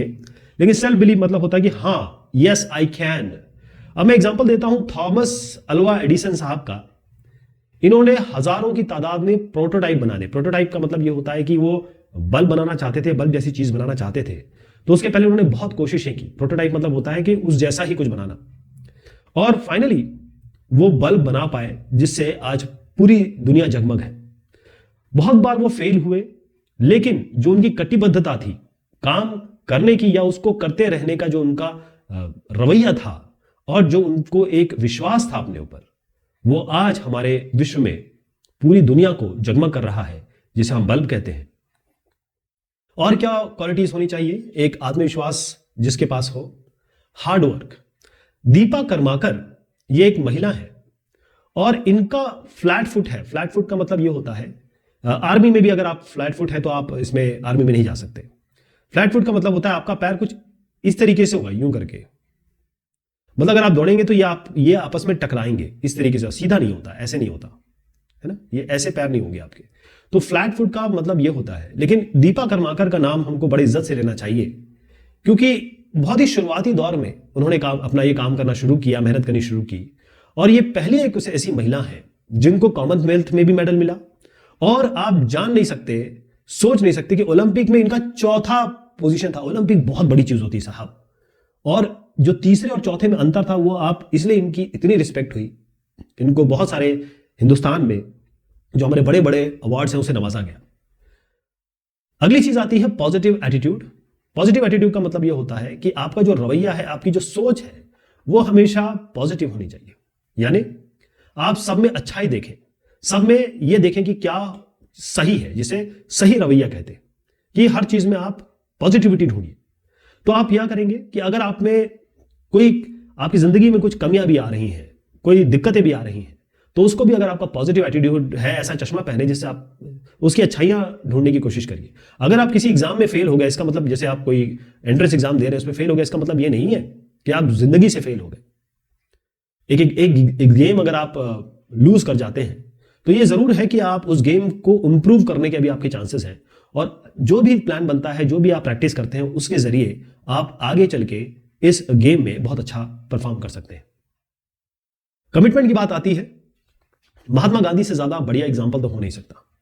यह हमारे जो इंडियन इंडिपेंडेंस मूवमेंट था, यानी जो राष्ट्रीय आंदोलन था, इसमें इन्होंने इस तरीके से कमिटमेंट दिखाया, ऐसी कटिबद्धता और जिसे कहते हैं कि अपने आप को इस तरीके से कमिट कर लिया, और अपने को और दूसरों को, कि मुझे यह काम करना ही है। इसके कारण ब्रिटिश राज हिंदुस्तान में खत्म हुआ। ध्यान रखिए, ना तो इन्होंने कोई अपशब्द कहे, ना तो इन्होंने लाठी भाले उठाए, केवल नॉन वायलेंट सिविल डिसोबीडियंस यानी सविनय अवज्ञा आंदोलन इन्होंने किया, और इन्होंने कहा कि अब हम बिल्कुल बगैर कोई अहिंसा किए हुए, लड़ाई झगड़ा किए हुए, हम बस जो आप कहते हैं वो हम नहीं मानेंगे, और बस धरने पे बैठ जाएंगे। इसी से हमको इंडिपेंडेंस मिला है। कैसे अपने आत्मविश्वास को बढ़ाया जाए, तो उसके कुछ स्टेप्स हैं, कुछ सीढ़ी है इसकी, 2-3 आप मानिए। पहली चीज ये है कि जो भी आपको मिलता है, सक्सेस मिलती है, तो उसको अप्रिशिएट करिए, उससे खुशी जाहिर करिए, और ध्यान रखिएगा कि कोई भी 100% नहीं होता। आप तेंदुलकर को भी कहेंगे तो 99 पे कई बार वो आउट हुए हैं। एक साल उनको लगा 99 सेंचुरीज से 100 सेंचुरीज करने में। तो अचीवमेंट अगर आपको मिलती है अच्छी बात है, फेलियर मिलती है तो उसको एक्सेप्ट करिए, उसको पॉजिटिव तरीके से एक्सेप्ट करिए। जैसे हो सकता है कि आप कुछ जीते तो आप इसको बहुत अच्छे से सेलिब्रेट करिए। अभी रिसेंट में अजिंक्य रहाणे के कैप्टनशिप में बहुत जबरदस्त हमने एक गाबा में जीत हासिल की। जब गाबा में कोई ऑस्ट्रेलिया को हरा नहीं पाया है। तो अजिंक्य रहाणे जब इंडिया लौटे तो उनके सामने एक केक लाया गया, उसमें कंगारू बना था। अजिंक्य रहाणे ने कहा कि मैं ये केक नहीं काटूंगा क्योंकि कंगारू ऑस्ट्रेलिया का नेशनल एनिमल है। मतलब इस आदमी की आप बात देखिए, ये ऐसा कुछ करके दिखाया जो शायद किसी ने किया हो, और उसने कहा मैं ये कंगारू का केक नहीं काटूंगा। मतलब सेलिब्रेशन विद प्रूडेंस, समझदारी से सेलिब्रेट किया। और दूसरा ये है कि अगर लूज कर जाते हैं, अगर आप हार जाते हैं तो ये जिंदगी खत्म नहीं होती दोस्त। अगर आप हारते हैं तो बाउंस बैक, दोबारा उसी तैयारी से आइए, जीतेंगे जरूर आप। अगली चीज आती है इसमें, have a goal and takes step towards it. देखिए अगर आप कभी ब्रॉन्ज लेके आते हैं, जैसे दीपा कर्माकर का मैंने नाम दिया, वो चौथे पोजीशन पे आई ओलंपिक्स में। हिंदुस्तान में अगर ओलंपिक में किसी को मेडल मिल जाए तो वो यहां का शहंशाह हो जाता है। अगर नहीं मिल पाया कोई बात नहीं, ब्रॉन्ज मिला, अगली बार गोल्ड मिलेगा, नहीं मिला तो सिल्वर मिलेगा, नहीं तो फिर दोबारा गोल्ड मिलेगा, लेकिन कोशिश करते रहिएगा। एक और चीज आती है इसमें, हमेशा पॉजिटिव साइड देखिए, अच्छा साइड देखिए और खुश रहिए। दुखी होने से कुछ नहीं हो सकता, मैं आपको बताता हूं। अगर आपका कोई काम है, कोई वर्क, वो या कोई परेशानी है, अगर वो आप नहीं कर सकते तो परेशान क्यों हो, अगर आप कर सकते हो तो परेशान क्यों हो। दोनों केस में विन विन सिचुएशन है ना। इसका मतलब जैसे एक मैच की बात हम बार बार करते हैं, अभी हमने कहा कि भाई हमने मैच लूज कर लिया। आप अपने लोगों के साथ जिन्होंने परफॉर्म किया है उनके साथ तो आपको उनकी तारीफ करना ही करना। किसी ने 100 बना दिए, लेकिन जिसने नहीं बनाए हैं उसके साथ भी आपको उसी तरीके का व्यवहार करना। ये नहीं कि अरे तुमने कैच छोड़ दिया यार, ये कैसे खेला तुमने यार। विश्वास से बात करिए और कोशिश करती रहिए। कोशिश जिसे कहते हैं, रसरी आवत जात थे सिर पर परस निशान। मतलब जो एक रस्सी होती है कुएं में जब आती जाती है तो यहां निशान बना देती है, पत्थर पे भी निशान बना देती है। तो कई चीजें ऐसी हैं जो आपको थोड़ा सा इससे अलग रहना है, क्योंकि ये आपके आत्मविश्वास में कमी ला सकते हैं। अगर आप ये सोचे कि मैं ये काम नहीं कर सकता, नहीं नहीं मुझसे नहीं होगा भाई, मेरे बस की नहीं है, इससे बिल्कुल दूर रहिए। मैं कर सकता हूं, मैं कोशिश करूंगा। जब हम अपनी पुरानी मिस्टेक्स या यार ये गलती हो गई, ये गलती हो गई, ये गलती हो गई, ठीक है गलती हो गई, उसके लिए आपको पछतावा होना चाहिए, लेकिन उस गलती से सीखना है। उस गलती को दिल में बिठा के हमेशा के लिए बैठ नहीं जाना है।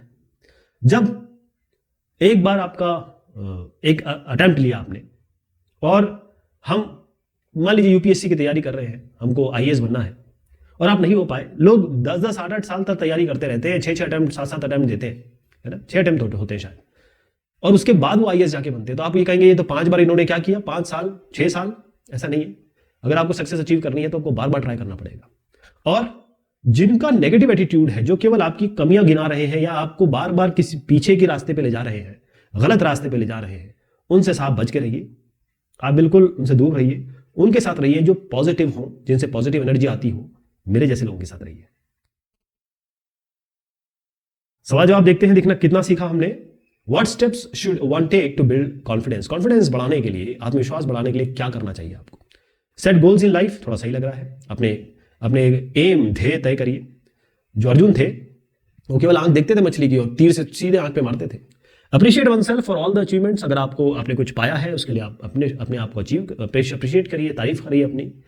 हमेशा पॉजिटिवली देखिए हर चीज का, जो जैसे कहते हैं कॉइन का पॉजिटिव साइड देखिए, हमेशा उजाले की तरफ देखिए, अंधेरे पे मत जाइए।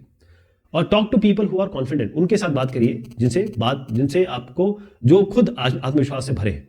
तो अभी इसमें एक चीज इसमें आ गई। अब आप देखिए इसका उत्तर जो है, सेट गोल्स इन लाइफ। देखो होता ये है कि गोल्स इन लाइफ का रिलेशन इससे नहीं है, कॉन्फिडेंस आत्मविश्वास से नहीं है। आप गोल जो है ये एक प्लानिंग का तरीका है, ये सेल्फ मैनेजमेंट का तरीका है, ये अपने आप पे नियंत्रण का तरीका है।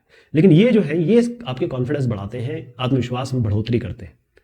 अगला है, which of the following is a quality of a self confident person. अगर आप आत्मविश्वास से भरे हैं या आप में आत्मविश्वास है तो क्या क्या चीजें हैं। Patience, compassionate, committed, passionate. अब इसका जैसे उत्तर मैं आपको बता रहा हूं वो है कमिटेड, है ना।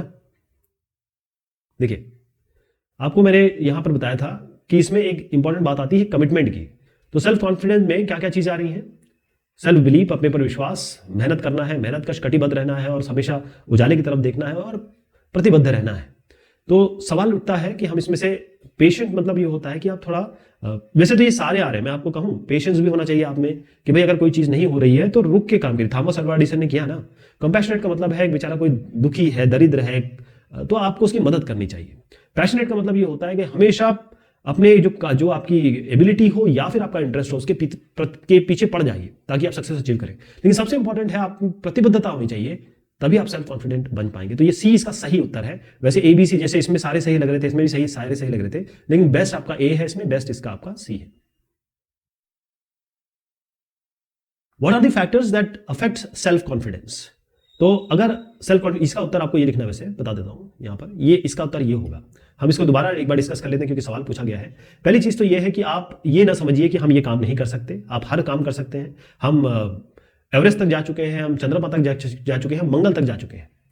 जब हम अपनी पुरानी जो गलतियां की हैं उस पर, जिसे कहते हैं ढाक के 3 पात, उसी को लेके बैठे रहते हैं और आगे बढ़ने की सोचते नहीं हैं।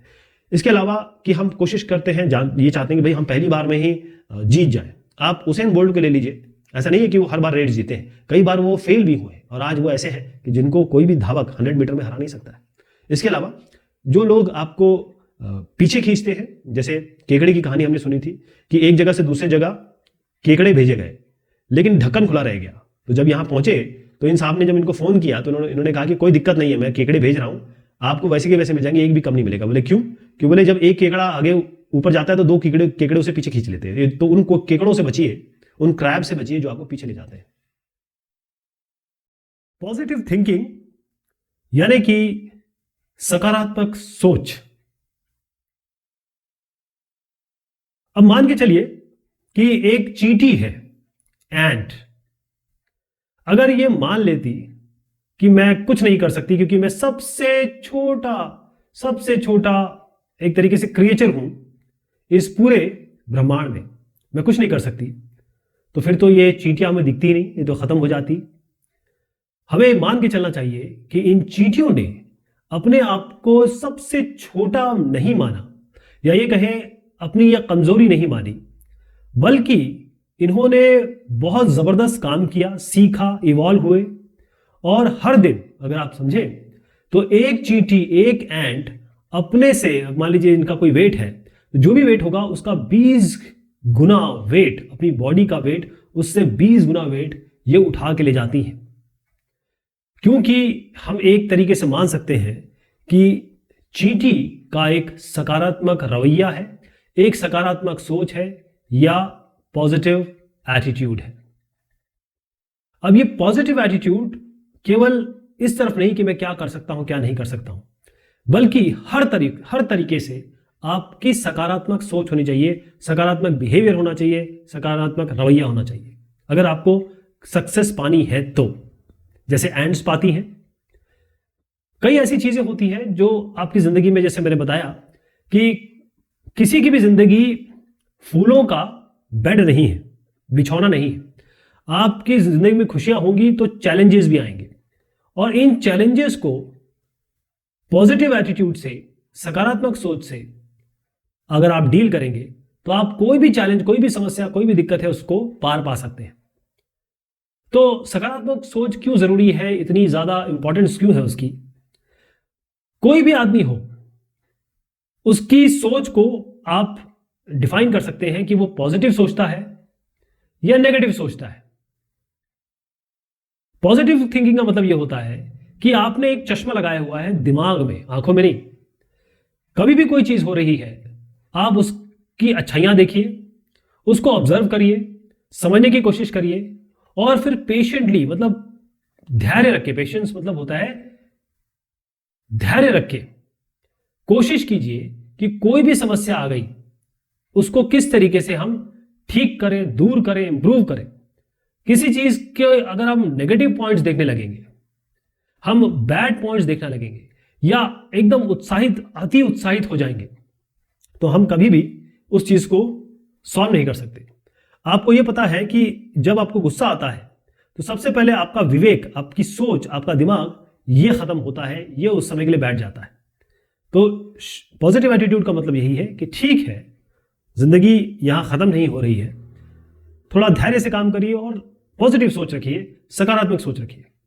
तो पॉजिटिव थिंकिंग से बहुत सारे फायदे होते हैं। पहली चीज तो मैंने आपको यह बताया कि भाई चैलेंजेस आप ओवरकम कर सकते हैं, यानी कि जितनी भी आपकी तकलीफें या चुनौतियां आती हैं उसको आप पार पा सकते हैं, उससे निजात पा सकते हैं।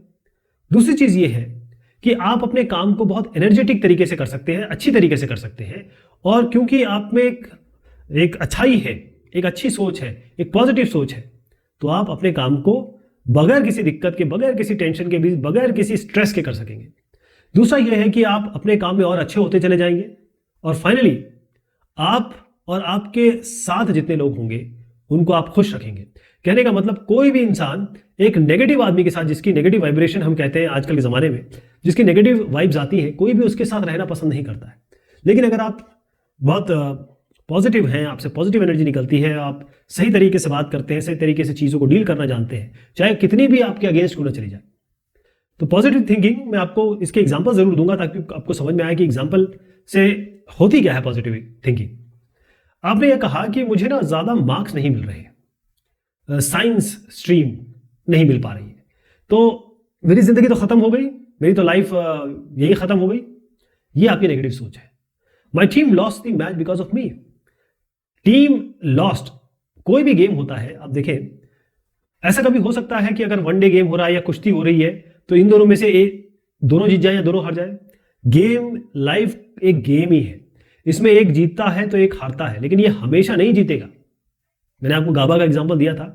गाबा में, ऑस्ट्रेलिया के गाबा में ऑस्ट्रेलिया को कोई नहीं हरा पाया, लेकिन हिंदुस्तान की जो सी टीम थी, ए बी, कितने सारे जो हमारे दिग्गज खिलाड़ी थे वो चोटिल हो गए थे, लेकिन उन लोगों ने, नए नए लड़कों ने ये कारनामा करके दिखाया।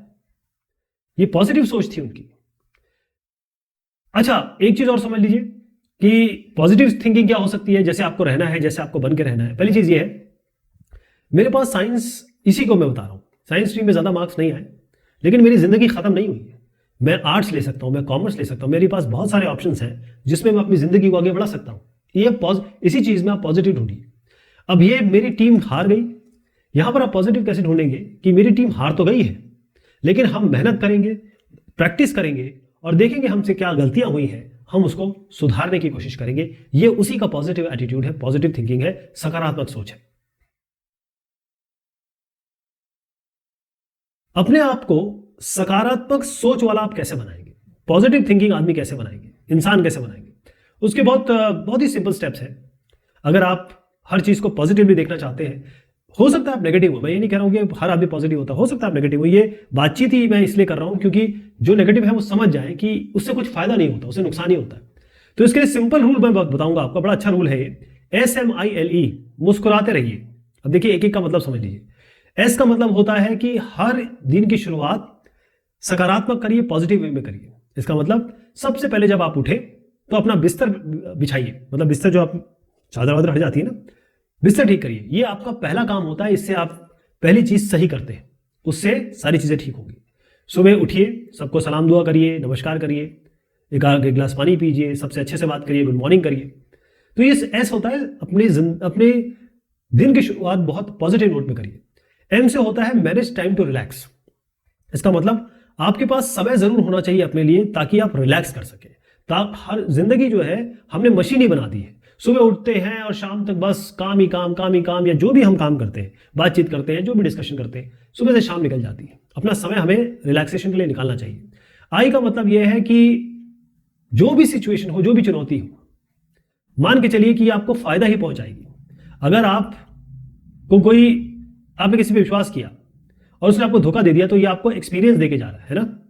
नुकसान थोड़ा हो गया, लेकिन एक्सपीरियंस तो मिल गया आपको पता तो चल गया लोग कैसे होते हैं, तो उस तरीके से डील करेंगे आप। एल का मतलब होता है जो भी आपको फीडबैक दे, जो भी आपको आपके बारे में बताए, अच्छा बुरा ज्यादातर अगर आप इसको ले पॉजिटिव तरीके से तो बहुत अच्छा रहेगा। अगर आपको ये साहब कुछ बोल रहे हैं, आप लड़ने लगे, ओए तू ऐसा कैसे बोल सकता है, अपना काम कर, तू अपने बारे में देख, तू ऐसा, तो गड़बड़ हो जाएगी। ठीक है, आपने सुना और फिर आप ध्यान दीजिए कि हाँ यार, ये कई लोग मुझे बोल रहे हैं, इसको मैं ठीक करूंगा। एक्सप्रेस ग्रैटिट्यूड, एक शब्द होता है थैंक यू। एक बार की बात है, हम बाहर गए और वहां हर आदमी thank you thank you thank you, बस हर चीज में थैंक यू, ये एक्सक्यूज मी, थैंक यू, मतलब इतना पॉजिटिव एनवायरनमेंट बन गया उस जगह पे कि आनंद आ गया। तो ग्रेटिट्यूड, अगर आपके लिए कोई अच्छा करता है, मैं कहता हूं अगर आपके लिए कोई एक काम अच्छा करता है, उसके लिए 10 काम अच्छा करिए। इसके एग्जांपल मैं देता हूं आपको। जैसे मैंने आपसे एस कहा कि अपने दिन की शुरुआत पॉजिटिव नोट पे करिए, तो आप शुरू में उठिए, थोड़ी एक्सरसाइज करिए, कुछ अच्छी चीज पढ़िए, कुछ भजन सुनिए, कुछ नाते सुनिए। नाते यानी ऐसी चीज जो आपको महेश्वरी साहब को सुनिए, जो चीज पॉजिटिव है या आपको खुशी देती है उसको सुनिए, उससे शुरुआत करिए। वेरी टाइम टू रिलैक्स, जैसे अनुलोम विलोम कहते हैं उसको, और क्या कहते हैं, योगा कहते हैं, योगा करिए, मेडिटेशन करिए, या फिर ये सब नहीं करना चाहते आप तो म्यूजिक सुनिए, अच्छा सा म्यूजिक सुनिए, मम्मी की बात सुनिए, पापा की बात सुनिए, अपने भाई बहन से बात करिए थोड़ी सी अच्छे तरीके से। Imagine the best in any situation. इसका क्या एग्जाम्पल हो सकता है कि हर चीज आपके तरीके से होगी ये जरूरी नहीं है, बस ये देखिए कि ये जो नहीं हो रही है इसको मैं किस तरीके से करूं कि ये हो जाए, सही तरीके से हो जाए। लर्न टू टेक फीडबैक, इसका मतलब ये है कोई अगर आपको एक फीडबैक दे रहा है, आपको अगर आपके बारे में राय दे रहा है कि भाई आपके बारे में मैं ये सोचता हूं, तो उससे गुस्सा होने की जगह या उससे नाराजगी या उसके लिए दिल में बैर पालने की जगह आप जो आपको कमियां बताई गई है उसको ठीक करने में अपना समय बिताइए, ना कि उसके बारे में गलत सोचने में।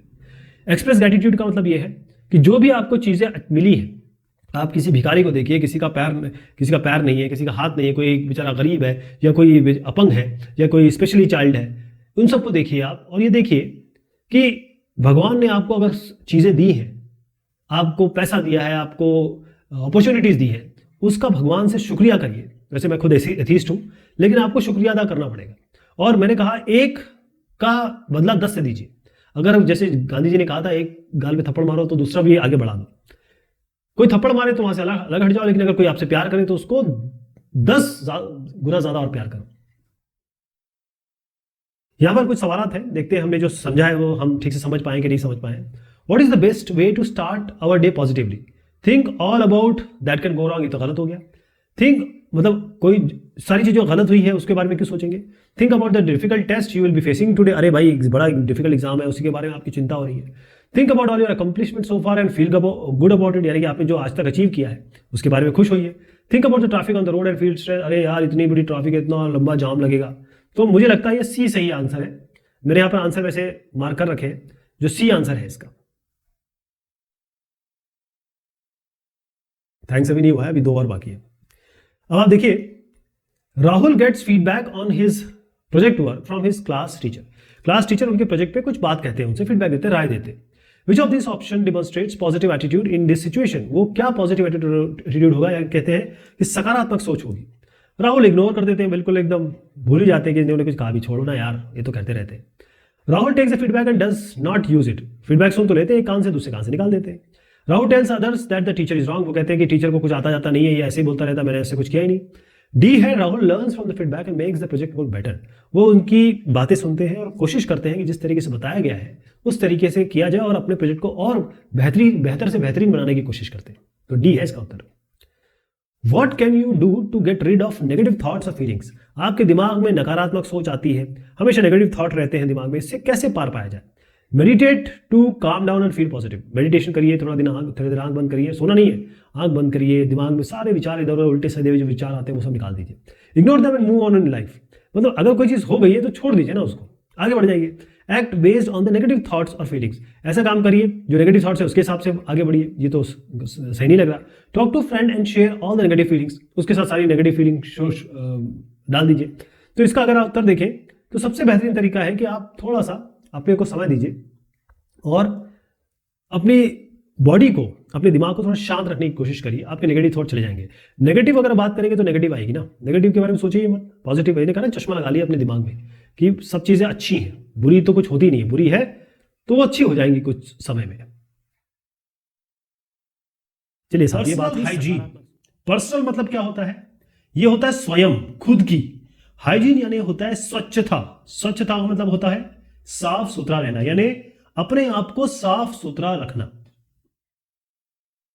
देखें कि अपने आप को साफ सुथरा रखना ये हमारी एक प्रैक्टिस है या हैबिट है या डेली रूटीन है। होता क्या है कि आप सुबह उठते हैं, जैसे आप सुबह उठते हैं तो आपको दिख जाएगा कि आपके मुंह में या दांतों में थोड़ी सी हल्की सी या तो लेयर जमी होगी या थोड़ी स्मेल आ रही होगी। सबसे पहले क्या करते हैं? आप ब्रश करते हैं। उसके बाद आप क्या करते हैं? आप नहाने जाते हैं, ताकि आपको क्लियर पता चल जाएगा कि थोड़ा सा नींद जैसी है अभी भी और दिन भर का काम था अगला रात दिन का, तो आप अपने आप को साफ करते हैं, क्लीन करते हैं, साबुन यूज करते हैं, पानी यूज करते हैं। और फाइनली इस बीच आप टॉयलेट भी जाते हैं, यानी आपका मल मूत्र विसर्जन करते हैं जो आपका एक दिन पहले का खाना होगा वो आपका जब डाइजेस्ट हो जाता है तो बाहर निकलता है। तो ये अलग अलग स्टेट होते हैं जब आपको अपने को क्लीन करते हैं। ये हर आदमी करता है, ये एक इंसान, कोई भी इंसान हो, बड़े से बड़ा छोटे से छोटा, उसको ये करना ही पड़ता है। इसके अलावा जो साफ सुथरा रहना है, क्लीनलीनेस जिसे हम कह रहे हैं, इसका मतलब ये है कि अपने आप को क्लीन रखने के फायदे या अपनी हेल्थ, जो भी आपकी हेल्थ है उसको मेंटेन रखना, यानी जो भी आपका शरीर है वो साफ सुथरा रहेगा तो बीमारियों से दूर रहेगा। और जितना आप साफ सुथरे रहेंगे, उतने आप क्लीन रहेंगे, उतना कम बीमार होंगे, उतना आप स्वस्थ रहेंगे। ओके, तो अगर आप स्वस्थ रहेंगे इसका मतलब आप बीमार नहीं रहेंगे, तो आप चाहे स्कूल जा रहे हो, कॉलेज जा रहे हो या काम करने जा रहे हो, आप कंटिन्यूस जा सकेंगे। पता चला कि आप 7 दिन के लिए बीमार हो गए, फिर अगले महीने फिर 2 दिन के लिए बीमार हो गए, फिर ऐसे बीमार होते रहे। तो ये साफ सुथरे रहना एक बहुत बड़ा फायदा है, क्योंकि आप ज्यादा बीमार नहीं रहते, आप ज्यादा, आपको खांसी जुकाम या और तरह तरह की तकलीफ नहीं होती, और आप अपना काम आराम से कर सकते हैं। अब एक एग्जांपल देखिएगा, यहाँ पर ये रश्मि जी हैं। रश्मि जी ब्यूटिशियन है, इनका काम ही ये है चेहरा चमकाना और साज सज्जा का काम है इनका। अब देखिए, ये जैसे इन्होंने मुंह में दबा रखा और एकदम महिला के एकदम करीब है। मान लीजिए इनके मुंह से बदबू आती हो, अगर इनके मुंह से बदबू आती हो, बैड ब्रेथ हो, तो क्या ये इनके साथ काम कर पाएंगे? या अगली बार जब ये कस्टमर होगा तो ये बोलेगा ना ना, मुझे इसके रश्मि के पास मत भेजना, उसके मुंह से बहुत गंदी बदबू आती है। तो जरूरी हो जाता है कि अपने मुंह को आपको क्लीन करना है। अपने बाजू, जो यहाँ पर पसीना जमता है, इस जगह पे जो पसीना जमता है, ये कुछ इलाके हैं, एक यहाँ पसीना जमता है, एक ये जो हमारा नीचे का एरिया होता है यहाँ पसीना जमता है, और मुंह में बदबू आती है। प्रशांत साहब है, एक रिसेप्शनिस्ट है होटल के। तो ये क्या करते हैं कि जो भी आता है उनके सामने ये शुरुआत में बात करते हैं, उनको कमरा वगैरह देते हैं, बुकिंग वुकिंग उनकी क्लियर करते हैं। तो अगर ये साफ सुथरे कपड़े नहीं पहनेंगे तो जो भी आएगा यहाँ पर, अगर ये गंदा कपड़ा पहना है इन्होंने, या फिर इनके मुंह से बदबू आ रही है, या फिर ये प्रेजेंटेबल नहीं है, तो फिर इनका बिजनेस वैसे ही डाउन हो जाएगा। तो जरूरी होता है कि ये एकदम जिस तरीके से दिख रहे हैं, हैंडसम, स्मार्ट, खूबसूरत, और अपने आप को मेंटेन करके रखें। बॉडी वाइज नहीं कह रहा हूं, गंदगी वाइज कह रहा हूं। तो पर्सनल हाइजीन बहुत जरूरी हो जाती है। क्यों? क्योंकि एक तो इससे हम स्वस्थ रहते हैं, हेल्दी रहते हैं, जैसे मैंने आपको अभी बताया। इसका दूसरा ये होता है कि गुड इमेज, अगर आप महक रहे होंगे, आप साफ सुथरे होंगे, आप क्लीन होंगे, अच्छे कपड़े आपने पहने हैं, तो ये लोग आपसे थोड़ा सा मुतासिर रहेंगे, या बोलेंगे हाँ भाई ये अपने आप को साफ सुथरा रखता है। दूसरा ये होता है कि अगर मान लीजिए आपके यहाँ से बगल से बदबू आ रही है, या आपने जो बॉडी में इससे गैस का विसर्जन होता है वो आप करने लग गए, या कई लोगों के पसीनों से बहुत बदबू आती है, या फिर आपके मुंह से बदबू आती है, या और भी कोई इलाका है जहां से आपकी बदबू आ रही है, तो जरूरी ये हो जाता है कि आप पब्लिक में कभी शर्मिंदा ना हो, बेइज्जत ना हो। कोई आपसे कहते अरे यार बदबू आ रही है तेरे मुंह से, अरे यार तू दूर हट। तो ये जो चीज है, ये पब्लिकली आप अशेम नहीं होंगे, आप शर्मिंदा नहीं होंगे। 3 बहुत छोटे छोटे स्टेप हैं, कदम आप उठा सकते हैं अपने आप को। पर्सनल हाइजीन का मतलब होता है स्वस्थ, अपने आप को स्वच्छ और स्वस्थ रखें। तो पर्सनल मतलब ये होता है आप खुद रखेंगे, कोई तीसरा आदमी नहीं आएगा। ध्यान रखिएगा, अपने आप को खुद ही साफ रखना है। पहली चीज क्या है कि केयर, अपने जो बाल हैं उनको आप डैंड्रफ फ्री रखें। डैंड्रफ क्या होता है कि जो आपका सर का जो स्किन होती है ना, वो थोड़ी सी झड़ जाती है, झड़ने लगती है, और वो ड्राई होती है तो वो नीचे गिरती है ऐसे ऐसे करके, व्हाइट व्हाइट कलर करके। तो ये आपके कपड़ों पे आ जाती है, अगर आप इसको ऐसे देखें तो ये आपके कपड़ों पे आ जाती है, वो बहुत खराब लगती है। दूसरा ये है कि अपने स्किन पे, क्योंकि कई लोगों की स्किन ड्राई हो जाती है, खासतौर पे गर्मी के समय में हम गर्म पानी यूज करते हैं तो हमारे स्किन का जो ऑयल है वो निकल जाता है। तो उसके लिए आप ऑयल या क्रीम का इस्तेमाल करिए। दूसरा यह है कि अपने दांतों को क्लीन रखिए, बिल्कुल ऐसा ना हो कि आप मुंह खोले और आपके, क्योंकि दांत तो दिखते ही दिखते हैं जब आप किसी से बात करते हो, तो गंदगी उसमें से दिख रही है, या कोई स्टेन दिख रहा है, कोई निशान दिख रहा है। दूसरा यह है कि अपना टूथब्रश चेंज करिए। एक ही टूथब्रश को आप महीनों चला रहे हैं, एक टूथब्रश को 15-20 दिन से ज्यादा आपको यूज नहीं करना है, जैसे वो शेप बिगड़ जाए उसका, आप दूसरा टूथब्रश लीजिए और अंदर तक, दांत को अंदर तक आपको साफ करना है, बिल्कुल क्लीन करना है फटाफट। ये देखिए, ये जो काम है ना हम बहुत जल्दी करते हैं, ऐसा लगता है कि डेली कर रहे हैं तो फटाफट करके निकल जाते हैं, लेकिन जो आखिर के दांत होते हैं आपके आखिर के, वहां पर अभी भी जो परत जमी है, जिसे हम प्लेग कहते हैं, वो जमा हुआ है, उसको निकालना पड़ेगा। आप नाखूनों को क्लीन करिए और नाखूनों को काटिए। हर वीक करना है कि जिस तरीके से आपके बाल अपने आप बढ़ते रहते हैं, बाल कटाने जाते हैं आप, उसी तरीके से आपके नाखून बढ़ते रहते हैं, आपको ये भी काटने हैं। दूसरी चीज केयर के बाद आती है वॉश, मतलब धोना। क्या क्या धोना है? सबसे पहले आपको हाथ धोने, चाहे वो कोरोना काल हो, चाहे वो कोई और डिसीज हो, आपको हाथ तो धोने ही धोने, क्योंकि हाथ में ही आप किसी को कैसे छूते हैं? मुंह से तो नहीं छूते, पैर से तो नहीं छूते, हाथ से छूते हैं। किसी भी सामान को हाथ से उठाते हैं, हाथ से टच करते हैं, तो हाथ जो है वो धोना बहुत जरूरी हो जाता है। हर दिन नहाना बहुत जरूरी है, क्योंकि हर दिन आपकी बॉडी जो है पसीना, ऑयल, बहुत सारी चीजें निकालती है, उसको क्लीन करना बहुत जरूरी हो जाता है। दूसरा ये होता है कि अपने कपड़े आपको डेली, कभी कभी जैसे हम इंजीनियरिंग कॉलेज में जब हुआ करते थे तो एक बार इधर कपड़ा पहन लिया, अगले दिन पलट के पहन लिया, तो वो नहीं करना है। अपने अपने कपड़ों को डेली धोना है, डेली साफ करके पहनना है। उसके बाद ये होता है कि अपने बालों को, ये जरूरी है कि बालों को हर दिन धोने की जरूरत नहीं है, ये शैम्पू करना हर दिन जरूरी नहीं है। लेकिन जैसे खासतौर पे लड़कियां या महिलाएं जिनके बाल बड़े होते हैं वो तो धो ही नहीं सकती हर दिन, क्योंकि सूखने में बहुत टाइम लग जाता है। तो आप कभी कभी उसको धोइए। लड़के अगर छोटे बाल हैं तो हर दूसरे दिन धो लीजिए। और उसके बाद पैर, क्योंकि पैर में आप जूता पहनते हैं और नहीं पहनते तो चप्पल पहनते हैं और इधर उधर जाते हैं, तो सारी धूल जो होती है आपके पैरों में लग जाती है। उसको साफ करना, घर के बाहर ही साफ करना, घर के बाहरी जूते उतारना, घर के बाहरी चप्पल उतारना बहुत जरूरी हो जाता है। उसके बाद जो तीसरा स्टेप इसमें आता है वो होता है अवॉइड। अवॉइड का मतलब ये होता है कि जब भी आप यहां पर आपको छींक आए या खांसी आए तो हैंकरचीफ का यूज करिए। अगर छींक आती है, हैंकरचीफ आप नहीं निकाल पा रहे हैं, तो आपका ये कोना होता है, ये जो है ना, इसको मुंह के सामने रखिए। हाथ से नहीं, हाथ नहीं रखिए अपने मुंह के सामने, हाथ कभी मत रखिए। ये जो एंगल वाला होता है ना, इसको आप एल्बो जिसे कहते हैं, वो आप मुंह पे रखिए और वहां पर छींकिए और लोगों से दूर जाके छींकिए, क्योंकि खासतौर पे जब ये कोरोना का सिचुएशन बनी उसके बाद तो बहुत जरूरी हो जाता है। अपने फीट को ड्राई रखिए। अपने ये जो पार्ट्स होते हैं, ये वाला जो पार्ट्स होता है ना, ये पार्ट को आपको ड्राई रखना है। उसको जो पीछे वाला जो पार्ट्स होता है जहां से आपकी जो मल विसर्जन होता है उसको भी क्लीन रखना है, साफ रखना है, यानी कि ड्राई रखना है। अदरवाइज से वहां पर आपको फंगस इन्फेक्शन हो जाएगा और ये बहुत दर्दनाक और बहुत दुखदायी होता है, आप किसी को बता भी नहीं सकते, शर्म की बात होती है। तो सॉक्स हर दिन बदलिए और अपने हर पार्ट को, केवल फीट को नहीं, केवल पैरों को नहीं, हर पार्ट को नहाने के बाद ड्राई कर लीजिए। इसीलिए पाउडर यूज होता है, पाउडर लगाइए। हाथ धोने का क्या तरीका होता है? किसी ने सिखाया कि भाई 30 सेकंड हाथ धोना चाहिए, लेकिन कैसे धोना चाहिए?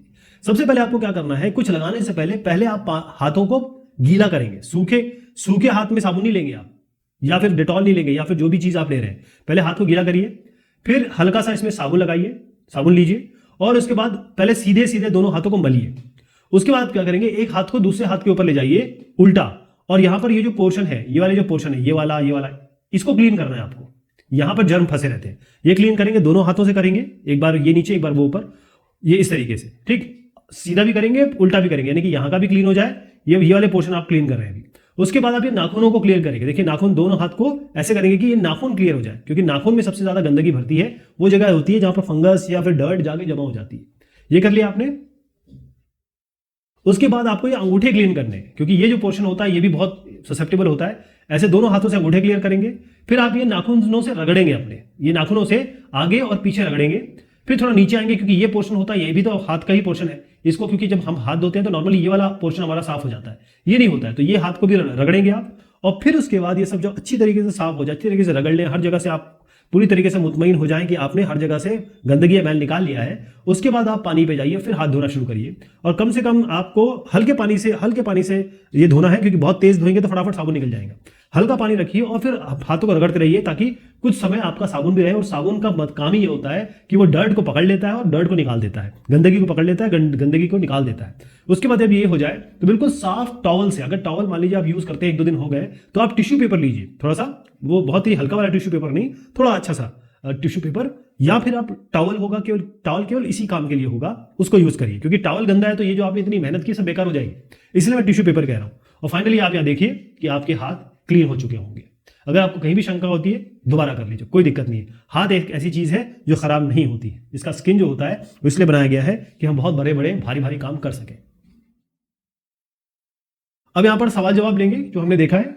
Do you think people living in hill station can skip taking a bath for many days? जो हिल स्टेशन में रहते हैं, खासतौर पे जो कश्मीर में रहते हैं, हिमाचल प्रदेश में रहते हैं, या फिर आप देखिए उत्तराखंड इलाके में रहते हैं, लद्दाख में रहते हैं, वो इतना ऊंचा इलाका है, इतनी ठंड पड़ती है वहां पर कि भाई हर दिन नहाना बड़ा मुश्किल हो जाएगा, क्योंकि बर्फ जम रही होती है वहां पे। खासतौर पे जो ठंड के समय है, 4-6 महीने जो होता है, बहुत ही दुखदायी होता है। तो इसमें इसका उत्तर बड़ा थोड़ा अलग सा हम देखेंगे। देखिए मैंने इसमें क्लियर इसमें बताया है। पहले बी से लेता हूं। Yes, not taking the bath for many days is acceptable for people staying in cold climate. Cold climate में भी अगर है तो आपकी बॉडी जो अंदर से रिलीज कर रही है वो तो है ही ना। आप जैसे टॉयलेट जाते हैं, आप मलमूत्र विसर्जन करते हैं, तो और जो आपके ग्रोइन एरिया है या फिर आपका बगल का एरिया है, वहां तो गंदगी रहेगी। अब जितने दिन तक आप ये गंदगी पालना चाहते हैं आपके ऊपर है। इसको जल्द से जल्द इसका निस्तारण करिए, क्लीन करिए। Yes, if they wipe themselves with a wet cloth then it is fine. ये भी एक तरीके से आप सही कह सकते हैं कि अगर गीले कपड़े से अगर साफ कर ले, लेकिन ये हर दिन नहीं चल सकता, एक आध दिन चल सकता है। तो आप इसमें देखिए, जो हमने डिस्कशन किया है उसमें तो हमको ए ही सही लग रहा है कि क्लाइमेट कैसा भी हो, गर्म पानी कीजिए और अपने आप को साफ रखिए। जितना साफ रखेंगे उतना बढ़िया है, तो हम ए ही लेंगे इसका उत्तर। हम कोई रिलीफ नहीं देने वाले, चाहे आप ठंड में रहें चाहे आप गर्मी में रहें। अगला है Radha wants to grow her hair and she applies a lot of hair oil. She does not wash her hair for days and sometimes it smells bad too. What would be your suggestion to her? ये भी एक बड़ा थोड़ा विचित्र सवाल है, तो इसका उत्तर तो मैंने खैर यहाँ दिखाई दिया है, लेकिन हम इस पर डिस्कशन करेंगे। इसका उत्तर क्या बोल रहा है, पहले हम देखते हैं। She can leave the oil in her hair, after all it helps her grow to hair. अब ये एम्स के साइंटिस्ट साहब बोलते हैं, उनका नाम भी मैं बता देता हूँ, डॉक्टर सेठी साहब है, उनकी वाइफ भी है।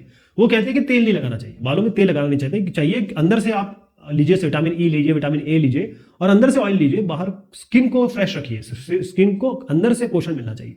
जो हम बात तेल लगाते हैं, ये हमारी परंपरा चली आ रही है। उनका ये कहना है कि आपने विदेश में कभी किसी को तेल लगाते देखा? कभी आपने अमेरिकन या किसी इंग्लिशमैन के सर पे तेल देखा? नहीं देखा। ये हम ही लोग लगाते हैं। तो इनका भी कहना एक तरीके से हम उसको भी सोच सकते हैं, लेकिन यहां पर मेन चीज है कि अगर हमने तेल लगा लिया और मान लीजिए यूं तेल लगाया हमने, तो तेल जो होता है वो विस्कोसिटी ज्यादा होती है, यहां पर जम गया है। अब क्या होगा, तेल के में ये होता है कि वो पकड़ लेता है चीज़ों को ना, जैसे गंदगी को, डर्ट को। अब बहुत दिन तक ये रहेगा स्किन के ऊपर, तो इसमें स्मेल आ जाएगी, गंदगी हो जाएगी। तो ये तो आप करने नहीं दे सकते, क्योंकि बाल को ये ग्रो तो नहीं करवा रहा है, ये तो एक पोषण देता है, उसमें जो कंटेंट रहते हैं पोषण देता है वो। She should not apply the oil at all. तो ये भी, जैसे मैंने एम्स के बारे में बात की, तो ये अभी क्योंकि हमने किसी की बात सुनी है, नॉर्मली हम तेल लगाना पसंद करते हैं, तो हम उसको ये तो नहीं कहेंगे कि तेल बिल्कुल मत लगाइए, लगाइए, थोड़ा बहुत लगाइए। और she can apply the oil and pour a little water on her hair before leaving home to reduce the smell. मतलब ये है कि कहीं गंदगी अगर आ रही है तो उस पर डिओड्रेंट मार दो। ये तो कोई सोल्यूशन नहीं होता है ना। सोल्यूशन तो ये है कि जो जड़ है, जिससे गंदगी या जिसमें स्मेल आ रही है, उसको आप खत्म करें। तो 20 का उत्तर होता है कि she can leave it on the night and wash her hair every day before leaving home. मतलब रात भर वो छोड़ सकती हैं अपने बालों में लगा के, उसके बाद उसको क्लीन करना ही करना है इनको। ये इसके उत्तर हो गए। यहां पर शॉर्ट आंसर क्वेश्चन है, list 3 things you will do for personal grooming in each of care, wash and avoid. Personal grooming यानी कि आपको एक खुद को संवारना है, सजाना है और खुद को इस लायक बनाना है कि आप पब्लिकली अपने आप को प्रेजेंट कर सके स्वयं के हिसाब से, आपको कॉन्फिडेंस हो कि मैं क्लीन हूं। तो 3 चीजें क्या हो सकती हैं, देखिएगा। इसमें यह है कि वैसे मैं आपको दिखा दूं कि ऑलरेडी हम कर चुके हैं, मैंने जो डिस्कस किया वही है ये। आपको लिखना उसमें 1 2 3 है, लेकिन हम इस पर एक बार और चर्चा कर लेंगे ताकि हम क्वेश्चन का आंसर भी समझ लें। पहली चीज इसमें आती है कि अपने बालों में उसको डैंड्रफ फ्री रखें, धोएं उसको, और अगर हो सके तो शैम्पू लगाएं डैंड्रफ वाला, एंटी डैंड्रफ वाला। ऑयल या क्रीम आपकी स्किन में लगाना है, क्योंकि ड्राई स्किन बहुत खराब लगती है। अपने दांतों को डेली ब्रश करना है आपको, और टूथब्रश को जितना जल्दी हो सके चेंज करना है। अपने नाखूनों को बहुत जल्दी हर वीक इसको साफ करना है। मुंह से मत काटिएगा, क्योंकि मुंह से काटेंगे तो उसके अंदर की गंदगी आपके मुंह में जा रही है। वॉश का मतलब होता है अपने हाथों को साफ रखिए, हर दिन बाथ लीजिए, हर दिन नहाइए, अपने कपड़ों को हमेशा धोइए, और अपने बालों को कम से कम सेकंड डे तो आपको धोना है। और अपने पैरों को जो एक एरिया होता है उसको क्लीन करना बहुत जरूरी है, क्योंकि पैरों में ज्यादा गंदगी लगती है। आपको क्या अवॉइड करना है, किसी के ऊपर छींकिए मत, खांसिए मत, पब्लिक एरिया में खांसिए मत। अपना ये एल्बो यूज करिए, अगर आप इनएविटेबल हो जाता है कि छींक आ ही रही है और बच नहीं सकते, तो वहीं छींक लीजिए। उसके बाद अपने पैरों को ड्राई रखिए, जैसे मैंने बताया, क्योंकि सॉक्स हर दिन चेंज करना है, वहां एक तो पसीना भी आता है, बदबू भी आती है। ग्रूमिंग का मतलब है सजना संवरना। आप देखेंगे आज से 10-20 साल पहले आप चले जाएं, तो कोई भी लड़का या कोई भी लड़की वो तभी तैयार होते थे जब कोई शादी होती थी, कोई मैरिज हो गई, या कोई पार्टी हो गई, या कोई भी ओकेजन हो गया, तैयार होते थे लोग और जाते थे। सजना संवरना इसी समय के लिए होता था। लेकिन आज के समय अगर आप देखें तो कोई भी लड़का या लड़की है, घर से निकलने से पहले वो मेकअप करते हैं, अपने आप को तैयार करते हैं, अच्छे कपड़े पहनते हैं, चेहरे को चमकाते हैं, नहाते धोते हैं, बढ़िया तरीके से तैयार होते हैं हर दिन। क्यों जरूरी हो गया है और क्यों जरूरी है? तो ग्रूमिंग या सजना संवरना या संवरना क्यों इंपॉर्टेंट हो गया है? खास तौर पे कपड़े, जो अटायर, जो कपड़े आप पहनते हैं, वो बहुत जरूरी हो गए हैं। हम यहां पर कपड़ों की ज्यादा बात करेंगे। कपड़े आपका व्यक्तित्व दिखाते हैं, किस तरीके के आपने कपड़े पहने हैं, साफ सुथरे, प्रेस हुए। और ये जो कपड़े हैं, ये अपने आप को, चाहे आप हो, चाहे आप किसी को देखते हैं या खुद अपने आप को देखते हैं आईने में, इससे एक नजरिया निकल के आता है। जिस तरीके से आप कपड़ा पहनते हैं, ये एक मैसेज देता है, ये एक संदेश देता है। आप दूसरों को तो देता ही देता है, बल्कि खुद के लिए आप अपने आप को कॉन्फिडेंट महसूस करते हैं। जब भी आप नए कपड़े पहनते हैं, आप देखिएगा नए जूते पहनते हैं, तो आपको एक कॉन्फिडेंस होता है अंदर से, आप स्मार्ट लगते हैं और दूसरी जो क्वालिटीज है आप में, है ना, वो चीजें नजर आती है। लेकिन अगर आपने कपड़े ढंग से नहीं पहने, मान लीजिए आपके जूते गंदे हैं, मान लीजिए आपके कपड़ों पे कोई दाग लगा है, मान लीजिए आपके कपड़े प्रेस नहीं है, तो आपकी क्वालिटीज जो नजर आएंगी वो आप समझ सकते हैं कि दूसरा क्या सोचेगा इसके बारे में। तो क्यों जरूरी हो जाता है कपड़े, अच्छा अटायर, साफ सुथरे कपड़े और अपने आप को सजना संवारना क्यों जरूरी हो जाता है? ताकि पहले तो जो लोग आपको देखें वो आपसे इंप्रेस हो, आप स्मार्ट दिखे, आप हैंडसम दिखे, खूबसूरत दिखे, महिलाएं जो है वो अट्रैक्टिव दिखे। उसके बाद होता है कि अपने आप जो कॉन्फिडेंस है, यानी जो खुद का एक विश्वास होता है, अपने पर विश्वास होता है, वो बढ़ता है। और दूसरा ये है कि जब आप लोगों से, क्योंकि देखिए मिलना तो पड़ेगा आपको, चाहे ना चाहे, जितने भी आप इंट्रोवर्ट हो जाएं, आपको लोगों से मिलना पड़ेगा, काम के लिए, काम के सिलसिले में, किसी और बात के सिलसिले में, हर चीज के लिए, दुकान में जाएंगे आप, मिलना पड़ेगा, लोगों से बात करनी पड़ेगी।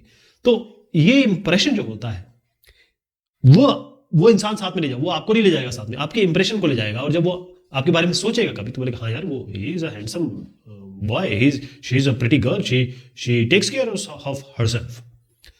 तो क्या होता है, कुछ एग्जांपल मैं दे देता हूं ताकि आपको समझ में आए कि अच्छे कपड़े पहनना, साफ सुथरे और अच्छा दिखना, पहली चीज होती है कि आपके कपड़े साफ सुथरे हो, बहुत महंगे ना हो। ये किसी ने नहीं कहा कि आप बहुत महंगे कपड़े पहनिए, लेकिन वो साफ सुथरे होने चाहिए, वेल प्रेस्ड होने चाहिए। आपका फेस, आपका चेहरा क्लीन होना चाहिए। छोटे बाल अगर लड़के के हों, छोटे बाल हों तो ज्यादा अच्छा है, लेकिन ऐसा नहीं है अगर आप म्यूजिक वाले हों, आप कलाकार हो, बड़े बाल रखना चाहते हैं, इसमें कोई वो नहीं है, ठीक। लेकिन अगर आप काम करना चाहते हैं, जैसे ऑफिस वर्क करना चाहते हैं, इन सब में थोड़े छोटे बाल ज्यादा अच्छे लगते हैं। आप देखेंगे जो आर्मी वाले होते हैं या जो अफसर्स होते हैं, वो कितने अच्छे लगते हैं, हैंडसम क्यों लगते हैं? क्योंकि बाल उनके छोटे होते हैं। और दूसरा ये है कि अगर औरतें हैं, लड़कियां हैं, तो अपने बालों को बांध के रखें, या बाल खोले भी तो थोड़ा सलीके से, करीने से, बार बार बाल सामने आते रहे या पूरा मुंह बाल से छुप जाए, ये भी थोड़ा ठीक नहीं लगता है। उसके बाद है कि आप बहुत चमकीले कपड़े पहन ले, लाल चटक रंग या फिर एकदम फ्लोरोसेंट ग्रीन पहन ले, वो पहन के अगर आप स्कूल जाते हैं या फिर कहीं और किसी से मिलने जाते हैं, तो वो आंखों को चुभता है। ऐसा कपड़ा पहनिए जो साफ सुथरा, नीट, क्लीन और सोबर हो। तो अच्छे कपड़े पहनने या अच्छा दिखने की क्या गाइडलाइंस हो सकती है, क्या तरीके आप अपना सकते हैं? तो शुरुआत हम करेंगे कपड़ों से, उसके बाद हम बालों पे जाएंगे और फेस, चेहरा।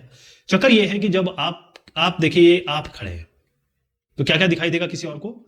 एक तो आपके कपड़े दिखाई देंगे यहां तक, उसके बाद गले से ऊपर आपका चेहरा दिखाई देगा, और उसके ऊपर उसके आपके बाल दिखाई देंगे। ये तीन चीजें दिखाई देंगी। तो इन तीनों पे हमको टारगेट करना है, इन तीनों के बारे में समझना है। पहली चीज ये है, क्लॉथ के बारे में, कपड़ों के बारे में अगर मैं आपसे बात करूं, तो कपड़े जो है साफ सुथरे होने चाहिए। डेली धोइए उनको, ऐसा नहीं कि आज पहन लिया फिर कल भी पहन लिया और डिओड्रेंट लगा लिया। शूज, जूते, इसमें धूल हमेशा जम जाती है, और जितनी ज्यादा धूल जमेगी उतना ज्यादा आपका इंप्रेशन खराब होता है। खास तौर पे जो लड़कियां लड़कों को पहचानती है, सबसे पहले वो जूते देखती है। जूते पॉलिश होने चाहिए, अच्छी क्वालिटी के हो तो ज्यादा अच्छा है। और उसके बाद सॉक्स। देखिए सॉक्स कोई आपका लेके कोई सूंघेगा भी नहीं, कोई उसको देखेगा भी नहीं, लेकिन आपके लिए, क्योंकि पैर में सबसे ज्यादा पसीना निकलता है और जूते में स्मेल आती है, तो जूते पॉलिश करिए और सॉक्स बनाइए। हमेशा क्लीन सॉक्स पहनिए, क्लीन आपको मोजे पहनने हैं। जो आपकी एक्सेसरीज है, जैसे आप बेल्ट लगाते हैं या कोई ज्वेलरी पहनते हैं नाक में, कान में, वो सिंपल रखिए, फ्लैशी मत रखिए। उतना जितने आप खूबसूरत लगे, अच्छे लगे, आपको अच्छा लगे, लेकिन दूसरे का ध्यान आकर्षण बहुत ज्यादा ना हो। ध्यान रखें कि अगर आप किसी अच्छी जॉब में जाना चाहते हैं, सरकारी जॉब में जाना चाहते हैं या कोई रिस्पेक्टेड जॉब में जाना चाहते हैं, यहां और विदेश में भी, तो आप टैटू अलाउड नहीं है वहां पे। आपने पियर्सिंग करा रखी है, वो भी अलाउड नहीं है। लेकिन ऐसा नहीं है, अगर आप कुछ और काम करना चाहते हैं, कोई और शौक है, तो करवा सकते हैं, लेकिन ऑफिस वर्क के लिए या किसी गवर्नमेंट के लिए ये अलाउड नहीं है। अब हम आते हैं बालों पे। देखिए बाल बड़े इंपॉर्टेंट है। एक आदमी जो बहुत अच्छा है, उसके बाल आपको कम होंगे तो आप वैसे ही बता देंगे कि तुम्हारी उम्र तो 30-40 की हो गई, या फिर बोलेगा यार तो बाल झड़ रहे हैं, और उस आदमी ने तो निकाले नहीं है। लेकिन जिनके बाल हैं वो तो कम से कम उसको अच्छे से संवार सकते हैं। कैसे? अपने बालों को शैम्पू करिए, नहीं कर सकते हैं तो कम से कम हेड वॉश करिए, क्योंकि बालों जो स्किन है बाल के नीचे वो भी तेल निकालती है, और कई लोग तेल लगाते हैं, तो उसको क्लीन रखिए। और हेयर स्टाइल थोड़ा सिंपल ही रखिए। बहुत ज्यादा आपने इधर उधर लहरा दिए बाल और यहां जा रहे हैं वहां जा रहे हैं, बिल्कुल एक नीट एंड क्लीन जिसे कहते हैं ना, एक सोबर लुक रखिए। उससे आप सुंदर लगेंगे, अच्छे लगेंगे। लड़के के लिए भी यही बात है। फेस, चेहरा। देखिए सबसे पहले अगर आपकी दाढ़ी है, दाढ़ी आ गई है, तो उसको शेव बनाइए। इधर उधर शेप बनाना, इधर उधर कट करना, वो थोड़ा सा जिसे कहते हैं लोफरपंती नजर आती है उसमें। आप या तो शेव रखिए, शेव करिए, या अगर आपको दाढ़ी रखनी है तो उसको बड़ा वेल मेंटेन रखिए। मुस्टैच आपके यूं घूम रहे हैं, नीचे की तरफ आ रहे हैं, और मतलब गुंडे की तरह नहीं दिखिए, ये सब गुंडे गुंडे वाले काम होते हैं। दांत आपके क्लीन होने चाहिए, क्योंकि जब हंसते हैं तो दांत जैसे दिखते हैं, अगर वो गंदे हैं ना तो आपका सारा इंप्रेशन खराब हो जाता है। उसमें स्टेन्स नहीं होने चाहिए। दो बार ब्रश करिए, साफ रखिए दांतों को। जरूरी नहीं है आपके सफेद दांत हो, पीले भी होते कई लोगों के, लेकिन उसको क्लीन रखना है आपको। कोशिश करिए 2 बार धोइए, 2 बार आप ब्रश करिए, क्योंकि कई बार कहते हैं कि 2 बार करने से फिर वो दांत घिसते हैं, क्योंकि इनामल दिखाई देते हैं 50 साल के बाद, फिर वो घिसने लग जाते हैं। कम करिए, लेकिन साफ रखिए अपना। पान, गुटखा, तंबाकू, सिगरेट, ये सब तो आप करना ही नहीं है, ये तो आपको सोचना ही नहीं है। अगर आप करते हैं तो इसको छोड़ दीजिए, अच्छा रहेगा आपके लिए भी और बाकी लोगों के लिए भी। अब हम यहां सवाल जवाब देखते हैं। Dressing and grooming are important because they help us to look smart. दिखते हैं आप इससे, मतलब अच्छे, इंप्रेसिव लगते हैं। अनटाइडी, अगर आप ड्रेस ग्रूम करेंगे, मतलब कपड़े अच्छे पहनेंगे और अच्छे अटायर पहनेंगे और संवरने की कोशिश करेंगे, तो आप अनटाइडी कैसे दिख सकते हैं? शैबी मतलब क्लमजी, शैबी मतलब गंदा, शैबी मतलब होता है गंदा दिख रहा है, अरे गंदा दिख रहा है। तो उत्तर क्या होगा इसका? आपको समझ में आ गया होगा। इसका उत्तर है स्मार्ट, ए, है ना। मैंने उत्तर भी दे रखे हैं आपके रेफरेंस के लिए। The following image is an example of shirt, of dash shirt. कैसा शर्ट लग रहा है आपको? देखिए, मैंने आपको बता देता हूँ कि ये फॉर्मल शर्ट है। फॉर्मल शर्ट क्यों है ये?